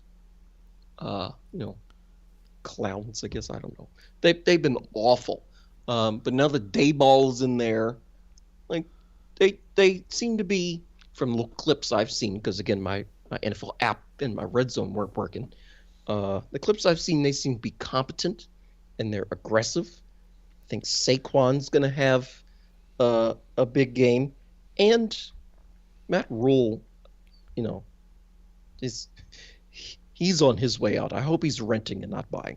So give me the Giants. Of course, this has to be a game between the first two teams that I have eliminated from the playoffs. So somebody's got to win. Not necessarily. I hate this game. This is indie game. I don't want to pick either of these teams. I mean, Saquon had a really good week 1. And I hope he continues to play really well. Partly because I have him on one of my fantasy teams, but also because I like Saquon Barkley. I like when he plays well. He's fun to watch. Christian McCaffrey was severely underutilized in week 1. And I don't know if that's just a matter of they're trying to protect him, which is fair because he's lost the majority of each of his last 2 seasons to injury. But they have to utilize him more. And if they do, I feel like Carolina has the better team. But You don't have the better coach. right, exactly. Like the Matt Rule effect is the thing that's really hanging me up from confidently picking the Panthers to cover that spread. Yeah, I mean, I kind of have to lean in your direction, Evan. I'm gonna go with the Giants, and I don't like it, but I wouldn't like it if I was picking the Panthers either. You Gates. This is definitely a game that I would stay away from. Oh, you would never see 100%. this one on winners. No way. Like, just purely It's a so loser I don't, of a game. Yeah, so I just don't have to watch it would be the objectively. main reason, but especially because the Panthers looked pretty bad for most of the game against the Browns. The Giants were surprising a little bit against Tennessee, but like we said, Tennessee didn't really seem like a team that was going to be any good anyway. I think Football Outsiders now has Tennessee with the second highest percentage chance to get the number 1 overall pick. Well, they came in into next the year year's with draft. the Giants being number 1, Yeah. and so I imagine they're no longer at number 1. No, the Panthers There's are the number 1. tiebreaker right there. Yeah, the Panthers are number 1, and the Titans are number 2. I think the Giants are like number 5. Okay, well, I feel like the Giants can do a little something sometimes, though, man. Like they just with Saquon, it seems like the thing is Daniel Jones is not a good quarterback. Like he's not a franchise guy. I think the Giants are going to be rid of him sooner rather than later. But he has some moments where he makes plays. Like he sometimes can make a good throw. He sometimes can get out and run a little bit. And they get tripped up by the 10-yard line. A turf monster I might think get him, that's- but you know. I think that's the perfect microcosm of Daniel Jones's career, though, right? He makes an amazing play. That run was electric. He was out running everybody on that field, and then face plants. Couldn't at get the out of his end. own way. Yeah. I'm gonna take the Giants and lay the 2 points. It feels gross to say that because I think the Giants are just horrible, but the Panthers didn't show me nothing, and you know I trust Brian Daboll, who's a rookie head coach, just because he's got a track record with Josh Allen. He's a guy that a lot of people would circle and say that's a good coaching hire, whereas Matt Rule is cooked. So I got to go with New York. If that winner of a game didn't tickle your fancy, how about this one? New England Patriots -2 at Pittsburgh. So Steelers are home dogs against the Patriots. Woof. Now, TJ Watt is out, so that is a big factor. But, Cory, what you got? Bless you. Thank you. Even with TJ Watt being out, yeah, like I'm taking the Steelers in this game. The Patriots didn't show me anything, and Mac Jones is not Joe Burrow. He's worse than Joe Burrow. So I'm not saying that Mac Jones is going to throw 5 picks, but they're going to rattle his cage some, and I don't think that Damian Harris and Ramondre Stevenson are the answer to the issues that the Patriots are going to have in this game. Not by one of them was themselves. hurt. What's up, Evan? I thought one of them got hurt this week. I think one of them might be questionable, but I think they're both expected to play. Oh, okay. It don't matter. The Patriots have no business being favored against anybody. Especially not on they the look- on the road. Yes, on the road they look awful. Steelers easy. Yeah, this is an easy choice for me. Pittsburgh at home, getting 2. Again, what would this suggest? If this game was in Foxborough, that the Patriots would be favored by 8 points. What has indicated the Patriots can even score 8 points? The Well, Steelers- since they only scored 7. yeah, the Steelers can't get negative points, so it doesn't make sense to me. This line is where I think the Steelers have more talent on their team, even with TJ Watt being hurt, even Absolutely. with Mitch Trubisky. Like their offensive line is not great, but they've still got talent at the receiver Yeah, position, they have decent receivers. They have a good tight end. and they've got a nice running back. They have That- Pat Fryermuth, Hunter Henry. I'm taking the Muth. At this point, I'm taking Muth too, and I'm certainly not taking Aguilar and Jacoby Myers over Deontay Johnson and Chase Claypool. That's where Aguilar is now?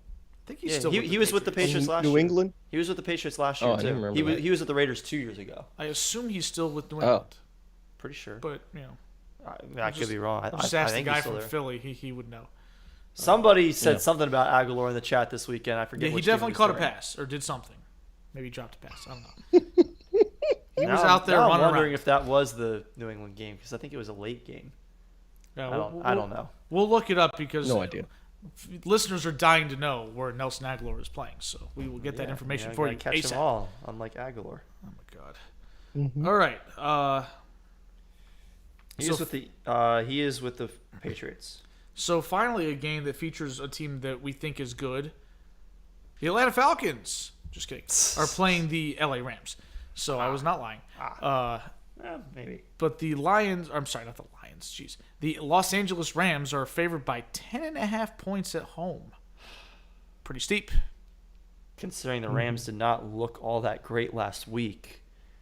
And, the Falcons were surprisingly capable on offense. The Falcons might blow a lead and lose this game, but if that happens, they're probably not losing by 10.5. I'm taking the Falcons. Yeah, to me, the hook puts it over the top. Like, if it was just 10, I'd be like, I'll settle for a push if it's a 10-point game. But 10.5? That's... If they get off to a bad start, they're not going to cover that line.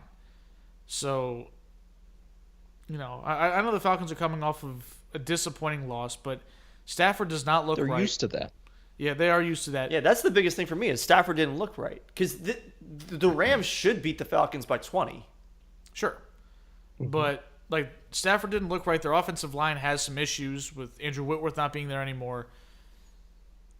If this game was played 5 weeks from now and there was a little bit more cohesion with the Rams, I would probably pick them to cover this line, even though it would be really tough.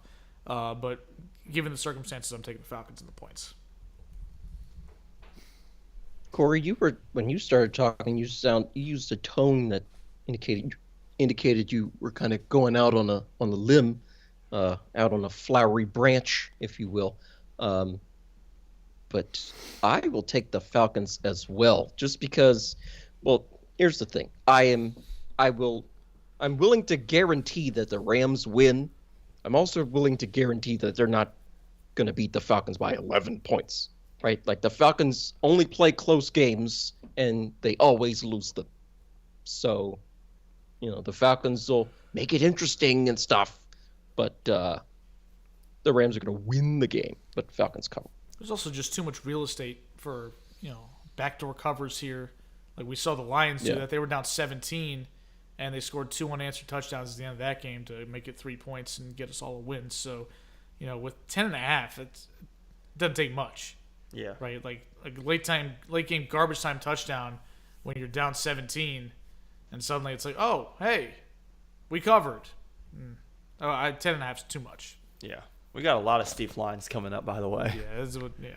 Here's another one. I'm even more confident with my selection on this one. Seattle Seahawks at San Francisco 49ers. Seahawks are getting 9.5 on the road. I'm taking the Seahawks here.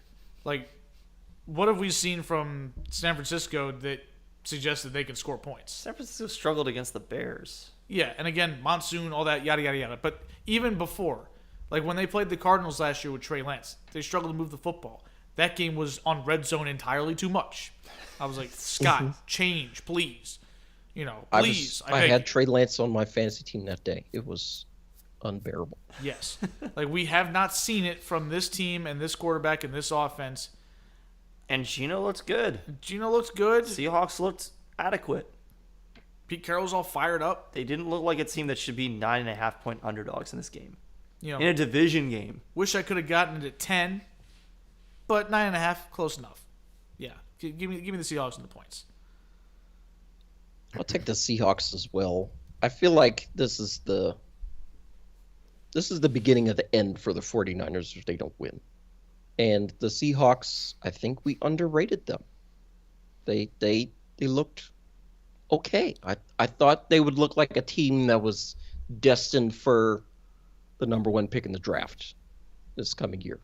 But that's not how they played at all. So give me the Seahawks and the Niners. Ooh, that was really stinky, I must say. The Niners. Yeah. No, Is- I mean, is Shanahan a if good this was a coach? straight up pick, I might still take the Seahawks. I don't know if I go that far, but it would, I know it's be kind of considered crazy to that say far. about a team that has a 9.5 point underdog, but I would seriously consider taking the Seahawks. Well, it's just it feels like the 49ers and the Seahawks, like the Seahawks never play a normal game, but that also escalates even more when they play division rivals, it seems. And so, yeah, 9.5's a little much for my taste, considering all of that. I also thought this game was in Seattle, but it's not. Nope, in Levi Stadium, Santa Clara? Clara, but that doesn't change anything for me. Like that's such a big line. There's just no way to justify that in my opinion. Bengals laying 7.5 on the road in Arlington at Jerry World, outside Six Flags over Texas. Woo, all those things. I'm taking the Bengals and I'm laying them points. Like the Cowboys look stinky with Dak. Cooper Rush is Cooper Rush. The Bengals need a get-right game. This is it, right? Like they just had a terrible showing against the Steelers. Yeah, I'm them 7.5. I don't care. Don't care. Wish I could get it at 7. Don't care. If you can get it at 7 or 6.5 somewhere else, do that. I don't care. 7.5. Lay it. I think the loser of this game, their coach should be fired after the game. Winner of this game probably should also have their coach fired, quite honestly. That'd be great. Yeah, give me the Bengals. The Cowboys, they have no general manager, they have no coach, they have no quarterback, they have no offensive line, they have no receivers, and they can't play defense either. So, Dallas Cowboys, what exactly do you do here? Nothing. Give me the Bengals. 7.5 is a little bit too steep for me. I am taking the Cowboys here. I don't like it. All the reasons that you guys gave are excellent reasons to take the Bengals here because they should win by more than 7.5 points. They are 8+ points better than the Cowboys, particularly without Dak Prescott. But even the version we saw with Dak last week, the Bengals might be more than 8 points better than them. But the Cowboys are at home. Things can get a little bit weird. I don't trust Zach Taylor if this in any way gets down to a situation where we're in clock management mode. I don't trust him. So you trust Mike McCarthy? I don't trust him. Well, I don't trust him in clock management mode either. But he doesn't have to win by 8 points for me to win this bet. Right? So I that makes me nervous, and I don't trust Zach Taylor to push the offense to win by that much. It could happen. It certainly should happen, but I'm going to take the Cowboys here, and I'm going to hate every second of it. Yeah, if I was betting on these games for real, I would probably try to get the Bengals and the Rams in a teaser to get those lines down. Like that, at that point, the Bengals would probably be favored by just 0.5 point, just meaning they have to win the game. And then the Rams would only have to win by 3.5 against the Falcons. So if you're into that type of thing, if you're a true degenerate who likes to do teasers, I made a lot of money off of teasers in 2018, so I don't hate on them too much. But a lot of people think they're suckers bets. But in this case, when you're dealing point totals like 10.5, 7.5, like round numbers for football purposes, like 7s and 10s, and then a hook, it's like you got to get that out of there. You got to get that down if you can. So, next up, we've got Texans at Broncos, and they're still doing it. They're hating on the Texans, thinking they're a bunch of bums, which they probably are. The Texans are 10-point dogs heading to Denver, whatever they call their stadium now, Sports Authority Arena, or I think it's that. I think it was that. Is it Invesco? Something like that. I don't know. I think it was that before. The Texans are definitely a bunch of bums, but Davis Mills, I think, has shown that he can play a little bit. He's not a complete bum. I'm going to take them to cover that 10-point spread that favors the Broncos. I am also going to pick the Texans. I was definitely not impressed by what I saw out of the Denver offense this past week. And maybe people like myself, are sleeping on the Texans a little bit. So the Broncos win, but it'll be closer than people think. The stadium is called Empower Field at Mile High. Okay, whatever. I feel like the Texans last year were pretty frisky as well. Like they didn't win a lot. I think they went 4-13, but they kept games closer than people thought. I'd be curious to see how they did against the spread. We could look that up, but it feels like they were probably pretty good. And this year they had a nice showing against the Colts, all things considered. I mean, I don't think much of the Colts, but it feels like 10's a huge number for a Broncos team that maybe isn't as good as we thought. So it's a clean sweep. I'm taking the Texans to cover that line. All right, so I think that that was the first or second or third or fourth, I don't know, of the afternoon games. Yeah, there's a lot of afternoon games. We're into a lot of afternoon games, so we're gonna have five. It's gonna be really nice this games. week. Enjoy it while we have it for Red Zone this week, because usually we're only gonna have like 3 games during that slot, and sometimes we're only gonna have 2. Yeah, so there might be a second witching hour this week. A legit second witching hour, yes. So we've got Arizona at Vegas. Raiders are favored by 5.5 points. Neither of these teams really had great week ones. Obviously, Arizona's was deplorable, but I feel like Vegas, they lost to the Chargers by 5. Chargers. Yeah. Mm-hmm. What's the problem? Nothing. Oh, I thought you were questioning whether they lost to the Chargers. My God, that happened. No, I said Chargers. Okay, you just said Chargers. Okay. Yeah. All right. So the Raiders lost to a division rival by 5 on the road. We thought that the Chargers were going to be really good. So in that view of things, Vegas, not a bad loss. Yeah. That being said, Derek Carr threw a bunch of picks. He did. And that kind of got me a little alarmed. But Davante Adams also ate. Like, he is the real deal. Anybody that was saying, Davante Adams, what's he going to be like without Aaron Rodgers? Oh, he's going to be Davante Adams. And Darren really Waller good. was utilized pretty well. Yeah, unfortunately, Carr missed him on, like, he threw behind him when he was open for a touchdown, which would have helped your boy. But, things happen. Waller looked like he was involved in the offense. We know that Hunter Renfrow is pretty good. We know that Davante Adams is a stud. And actually, to give him some credit, the Raiders' defense played okay. Like, Justin Herbert is a magician. He's a great player. And he had to make great throws just for them to score the 23 or 24 points or whatever they scored. Meanwhile, the Cardinals are hapless. Cliff Kingsbury's getting fired, much to Cory's delight. He has to, right? he has to this time. I thought they just extended him. Cory's about to go Jesse Pinkman. Exactly. He can't keep getting away with this. Yeah. That's exactly what I was about to do. I love that Eric saw it coming. Yeah, I was thinking it too. I was like, he can't possibly keep.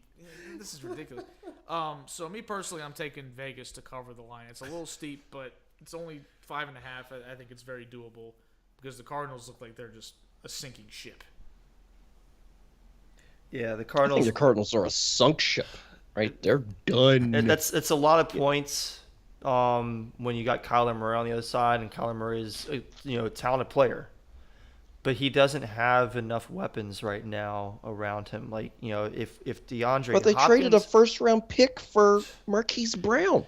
If DeAndre Hopkins was out there, I'd pick them to cover this. I also don't think that this would be the spread if DeAndre Hopkins was out there. No. This one's tough because I think the line is like basically right where it should be. But I'm leaning very heavily in the same direction that you were, Evan or Eric. I'm going with the Raiders. I've got the Raiders in That's pretty good. runaway. That's pretty really. good. Yeah. I mean, come on. The Cardinals are, you called them a sinking ship. They're a sunk ship. They're done. Just forget it. That was a trading Jimmy for Vollmer. Marquise Brown. I mean, come Are on. you kidding me? Cliff Kingsbury can't coach. Give me the Raiders. They should win easy. Okay, so we're going to move to Sunday Night Football. We've got the Chicago Bears heading to Lambeau and catching 10 points on the way there to face the Packers. And here's another big spread between two teams that I don't think we really like, but I mean, pick one of them. I own you. I still own you. You know, that rings true still in all likelihood. But at the same time, the Bears looked surprisingly gritty and tough, and the Packers looked hapless and hopeless. And Justin Fields helpless. still didn't do anything. Like Justin Fields, and I get, again, he had that cool throw. Terrible weather, That cool not throw. conducive to throwing the ball. He had a cool throw. He had escaped, and he just... A cool throw. Hey, in a game like that, a cool throw, that's good enough. I mean, he had more cool throws than Trey Lance. That's true. And his team won, and he did a really awesome slip and slide thing at the end. That was great. That was awesome. That was tremendous. And oh, by the way, that was one more cool throw than Aaron Rodgers had. So, you know, this is awful. Yeah, this is awful. This is so bad. You go first. Go to bed early. So I'm going to take the Bears because, you know, I have the San Francisco 49ers defense in my fantasy league, or in our fantasy league. They were playing against the Bears, and they did not score nearly as many points as they should have, considering the 49ers might be the best defense in the NFL, and they were playing against the Bears. Mm-hmm. The Packers are also supposed to be a pretty good defense, but they're not supposed to be as good as the 49ers. So I don't think that their defense is going to hold the Bears enough to actually allow their offense to win by 10 points, considering their offense doesn't look that great. Aaron Jones looked okay. A.J. Dillon looked fine. Aaron Rodgers did not, and his receivers did not. And do I think Aaron Rodgers is going to continue to be as bad as he was in week 1? No. He's Aaron Rodgers. He's going to figure something out.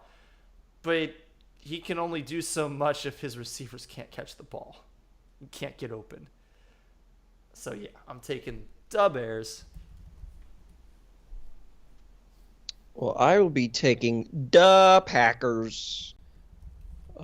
This is an RELAX game, in my opinion. Like, the Bears are still who we think they are. They can't play football. The Packers should win. I mean, they should win this division in a runaway, and they should win this game in a runaway at home against the Bears. I mean, like you said, Cory. Let's say Alex Rodriguez. Aaron Rodgers owns the Bears. Alex Rodriguez. Yeah. The other A-Rod. A-Rod owns the Timberwolves, to be clear. Yeah. Alex Rodriguez owns the number 5 spot all time for home runs now that Albert Pujols passed him this week. Good for Albert Pujols. Might be a shout-out. Might have just been a shout-out. That's true. Packers roll the Bears. Give everybody an early evening to get ready for Monday morning. It's supposed to rain in Green Bay on Sunday as well. Chance of rain 70%. Well, we just saw the Bears win a game in the rain, so, you know, maybe it's a thing. Maybe they're mutters. Who knows? But I'm taking the Bears plus the 10. As you can tell, I'm not enthused, as anybody should take be. the Packers. I'm clearly less enthused by them. This is a stay away game as far as I'm concerned, but we got to pick all 16, so that's what we're doing. Yeah, I just don't trust the Packers offense to score enough points to feel comfortable with them winning by 10. Like, I realize that Aaron Rodgers owns the Bears, but if you recall, the touchdown he scored as he was barking, "I still own you," put them ahead. It would not have been enough to cover a 10-point line. So, you know, I that just was in Chicago, though. It doesn't matter. I just don't think that. I think that people get caught up in how much Aaron Rodgers owns the Bears a little too much sometimes, because sometimes they play them close, and even every once in a while they win. So I'm gonna begrudgingly lay the 10 points. You're gonna take the points. You're right. I'm sorry. I'm taking the points. You're laying the points. I am taking them as I'm looking at Chicago's toilet seat looking logo and reconsidering. But I've already made the pick. Let's move on. We've got 2 Monday Night Football games that are going to be played. Yeah, usually you do 2 of them in week 1. Now we're doing 2 of them in week 2. And they overlap in time. Well, that's always been the case in week 1 where they do this too. But usually they start one at 7 and do the other one at 10 o'clock. Like you might. Oh, did they? Yeah, that usually was how it was. Now it's 7:15 and 8:30. I don't like this. This I want to be able to watch both. Do I get red zone for this? No, we don't. I should. We should. It's multiple games all at the same time. Yeah. Yeah. These are supposed to be standalone. Okay, whatever. I've bitched enough. Okay. Let's talk about the first game. Tennessee at Buffalo. Buffalo is laying 10 points at home. This to me is easy money. I'm taking the Bills, laying the 10. The Titans are awful. The Bills are going to win the Super Bowl. So, yeah, there you go. Yeah, I mean, I'm laying the 10 as well. I'm going Buffalo. Oh. Nobody circles the wagons like the Buffalo Bills. They might win by 30. This isn't going to be close at all. Bills roll. And I will be collecting bills at the window. Picking correctly. Yeah. There you go. Yeah, it's been a long night. Hey, we might keep this thing under 3 hours, so Maybe. Relax. We'll be okay. Last game, Monday Night Football at 8:30. Vikings at Eagles. Eagles are laying 2 at home against the Vikings. Yeah, you go first, Evan. All right. I think the wrong team is favored here. I really do. We saw the Vikings offense light it up against a defense that was allegedly good. Scored 23 points. But still, right? Why are there people running wide open? So I think having the Vikings and getting points, give me the Vikings. I think this will be a good game, unlike the vast majority of the games we talked about this past week. You got to pick. First pick that I think the division rival against Aaron Rodgers had since 2019. I think it was the first pick Harrison Smith has probably had in 2 or 3 years. It might have been him that got the last pick on Rodgers because that was the last time he was good. Yeah, exactly. He hasn't been good in the last 2 or 3 years, and I don't think that he's actually good now. I think he had a good play. Rodgers just kind of threw it up. Right. It was a jump The Vikings have quite a bit of talent, but I don't trust their defense. That Jalen Hurts to A.J. Brown connection looks really good. I'm a little bit nervous about where Devontae Smith is going to fit into that offense because he didn't seem to fit into it very much this past week. But I think they're going to figure that out. Miles Sanders looked good this past week. He's losing that goal line work to literally everybody. The Eagles had 4 rushing touchdowns by 4 different players. Hurts had 1, Sanders had 1, Gainwell had 1, and what's his name? Boston Scott? Yeah, Boston Scott had 1. What's going on there? But that doesn't affect between the 20s.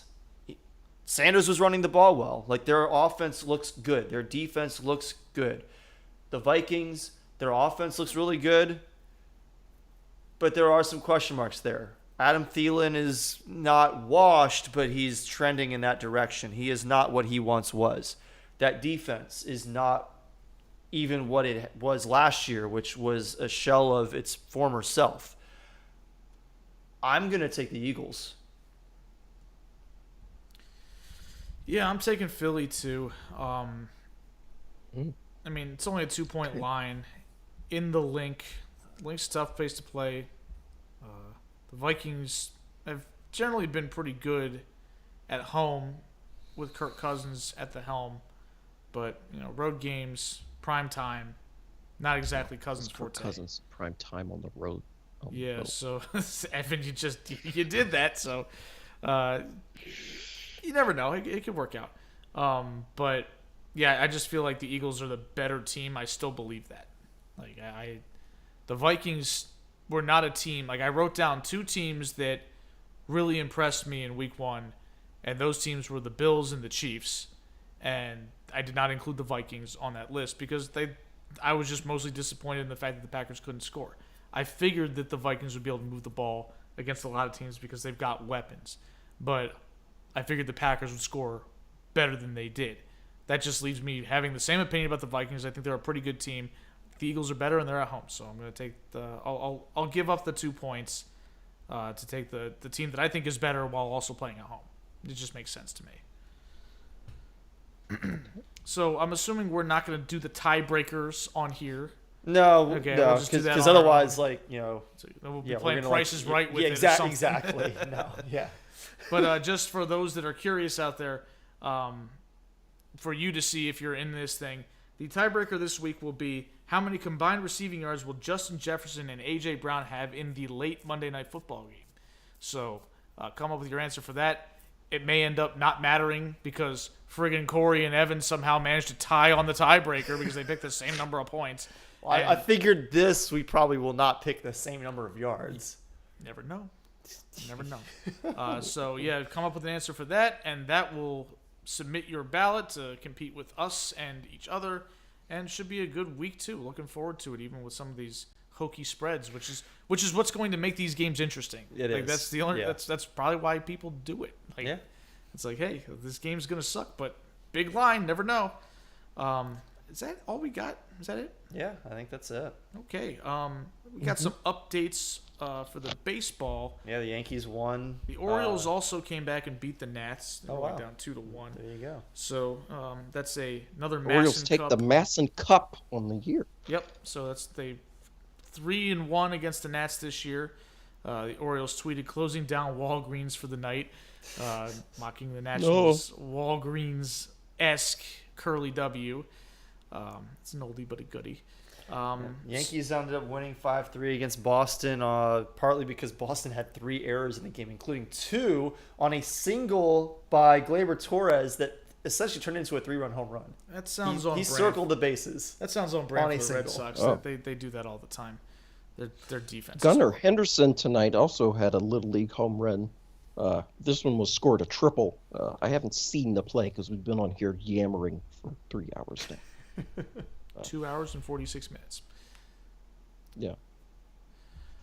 Okay, so that'll wrap it up for this episode of the Sports Ballers. You can email us at thesportsballers@gmail.com. Come on, y'all. It's football season, right? Wake up. Time for some mailbags. Send us some stuff to talk about. If you want to hear us talk about what you want to hear us talk about, go ahead. Yeah, and enter our picks contest. It's not too late to catch up to us on the season-long scoring, but you can also just compete with us week by week. When we put up our picks on the website tomorrow, we'll shout out the top fan point getter from this past week. You can also send us any feedback, positive, negative, or somewhere in between. We don't care. We're just happy to hear from people. You can get this podcast on Apple Podcasts. We know we had some issues with that this week, but it looks like we're back up and running. So We will see shortly if we are actually back up and running. Hopefully Okay. it doesn't take 6 days to get tonight's episode up. Well, for future reference, if Apple's giving you trouble like it has been us, you can also get us on Spotify, Google, and Amazon podcasts as well. And you can follow us at SportsBallers18 in case you have us on Apple Podcasts and don't see your episode come in. Follow us on Twitter. We provide updates for when we do episodes to keep you apprised. So do all that. You can also catch us on YouTube. We do the live streams there and have them recorded on our YouTube channel. Yep, love having Alex come in and drop some comments and participate. We'd love to hear from more of our listeners during the live show. Shout out Alex Mayo. And you can also follow us individually on Twitter. Cory is at Cory Puffett. I am at Quagmire67. And Evan is at Evan_Ash13. Before we get up on out of here, any shout outs? I had one and now I'm forgetting it. Okay, well, we can come back to you. Evan, you got any shout outs? Yeah, I got 2. So my dad and sister have started a sports podcast as well. And they apparently recorded the trailer on Facebook and Instagram, the Diversity in Sports podcast. And the little tagline is, where every Wednesday is Ash Wednesday. So, Wait, so they're competing against us? They're also going on Wednesdays? They have a trailer. We don't have a trailer. apparently. Damn, we're slacking. Well, good for them. That's awesome. Shout out. Yeah, can't wait to hear it. Just won't be able to listen Yeah, to it and live then on because they're going up against us on Wednesdays. Oh, yeah. They're coming and into then I our also want time to shout slot. out. Cory's raging right now. Evan, finish up your No, shout I'm outs. good. I mean, it's a sad note. this past weekend, Ringer writer Jonathan Tjarks passed away from cancer. And I was just really touched by all the tributes from his colleagues and from Bill Simmons on all the podcasts this week. So, may he rest in peace. And he left behind I think a 3-year-old son and a wife. Like, this is, I was just touched by the tributes, and it's just a really sad situation, honestly. I mean, cancer sucks, and it took someone else. Yep. So our thoughts are obviously with his family and his friends at this time. I've got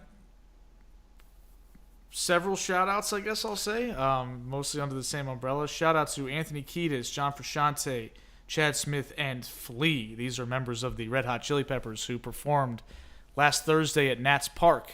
They put on an awesome show. Your boy was in the house. I missed Thursday Night Football to go to the show, and it was absolutely worth it. I had a great time. I thought it was apropos that, I was sitting in the field seats, and they set up the Porta-Johns in the Nats bullpen. Thought that was just absolutely outstanding, and I loved it. And I took a picture and I tweeted about it, and I had so much fun with that. It was worth the money just to see that. And then I got to see the show. And shout out to the very pretty girl that was sitting next to me at the show as I was singing along to the songs, and she said I had perfect pitch. I was matching the singer's pitch the entire time. I was like, okay, appreciate you. Give me a little confidence boost here at the show. So it was a great time. Glad I was able to go. And, you guys know I go to shows somewhat regularly, probably 3 or 4 a year. And this is one of the better ones I've been to. And I hope they come around again real soon because I had a great time. So my shout-out, I remember now. Oh, there we go. Okay. So a couple of friends of Rashanda's and by extension of me, Katie and Daniel, they are having a baby shower this weekend that I unfortunately will not be able to attend. They'll be down in Durham, and it's on Saturday, and I have a cross-country meet on Saturday that is an evening meet under the lights. But Rashonda will be going down there along with a friend of hers that lives in this area, Lauren, and the two of them are going to go down. So shout out to Katie and Daniel. Congratulations to them, and shout out to Lauren for being Rashonda's travel buddy, because this will be the second weekend in a row that Rashonda's going down to Durham, but this time at least she will have a traveling companion. Outstanding. Never been to a baby shower myself, but if had an opportunity to go down to Durham and get some more Bariqua Soul, that'd be great. I forget exactly what they're calling it. I think they're calling it like a kid shindig or something like that. It's like meant to be so that like the men will also show up and it won't just be the women. Whatever works. There you go. So thank you guys for tuning in. We will have a recap of Week 2 next week, along with some more whatever's going on with baseball and college football. And we will also preview Week 3 action when Evan takes the mic. But until then, take it easy.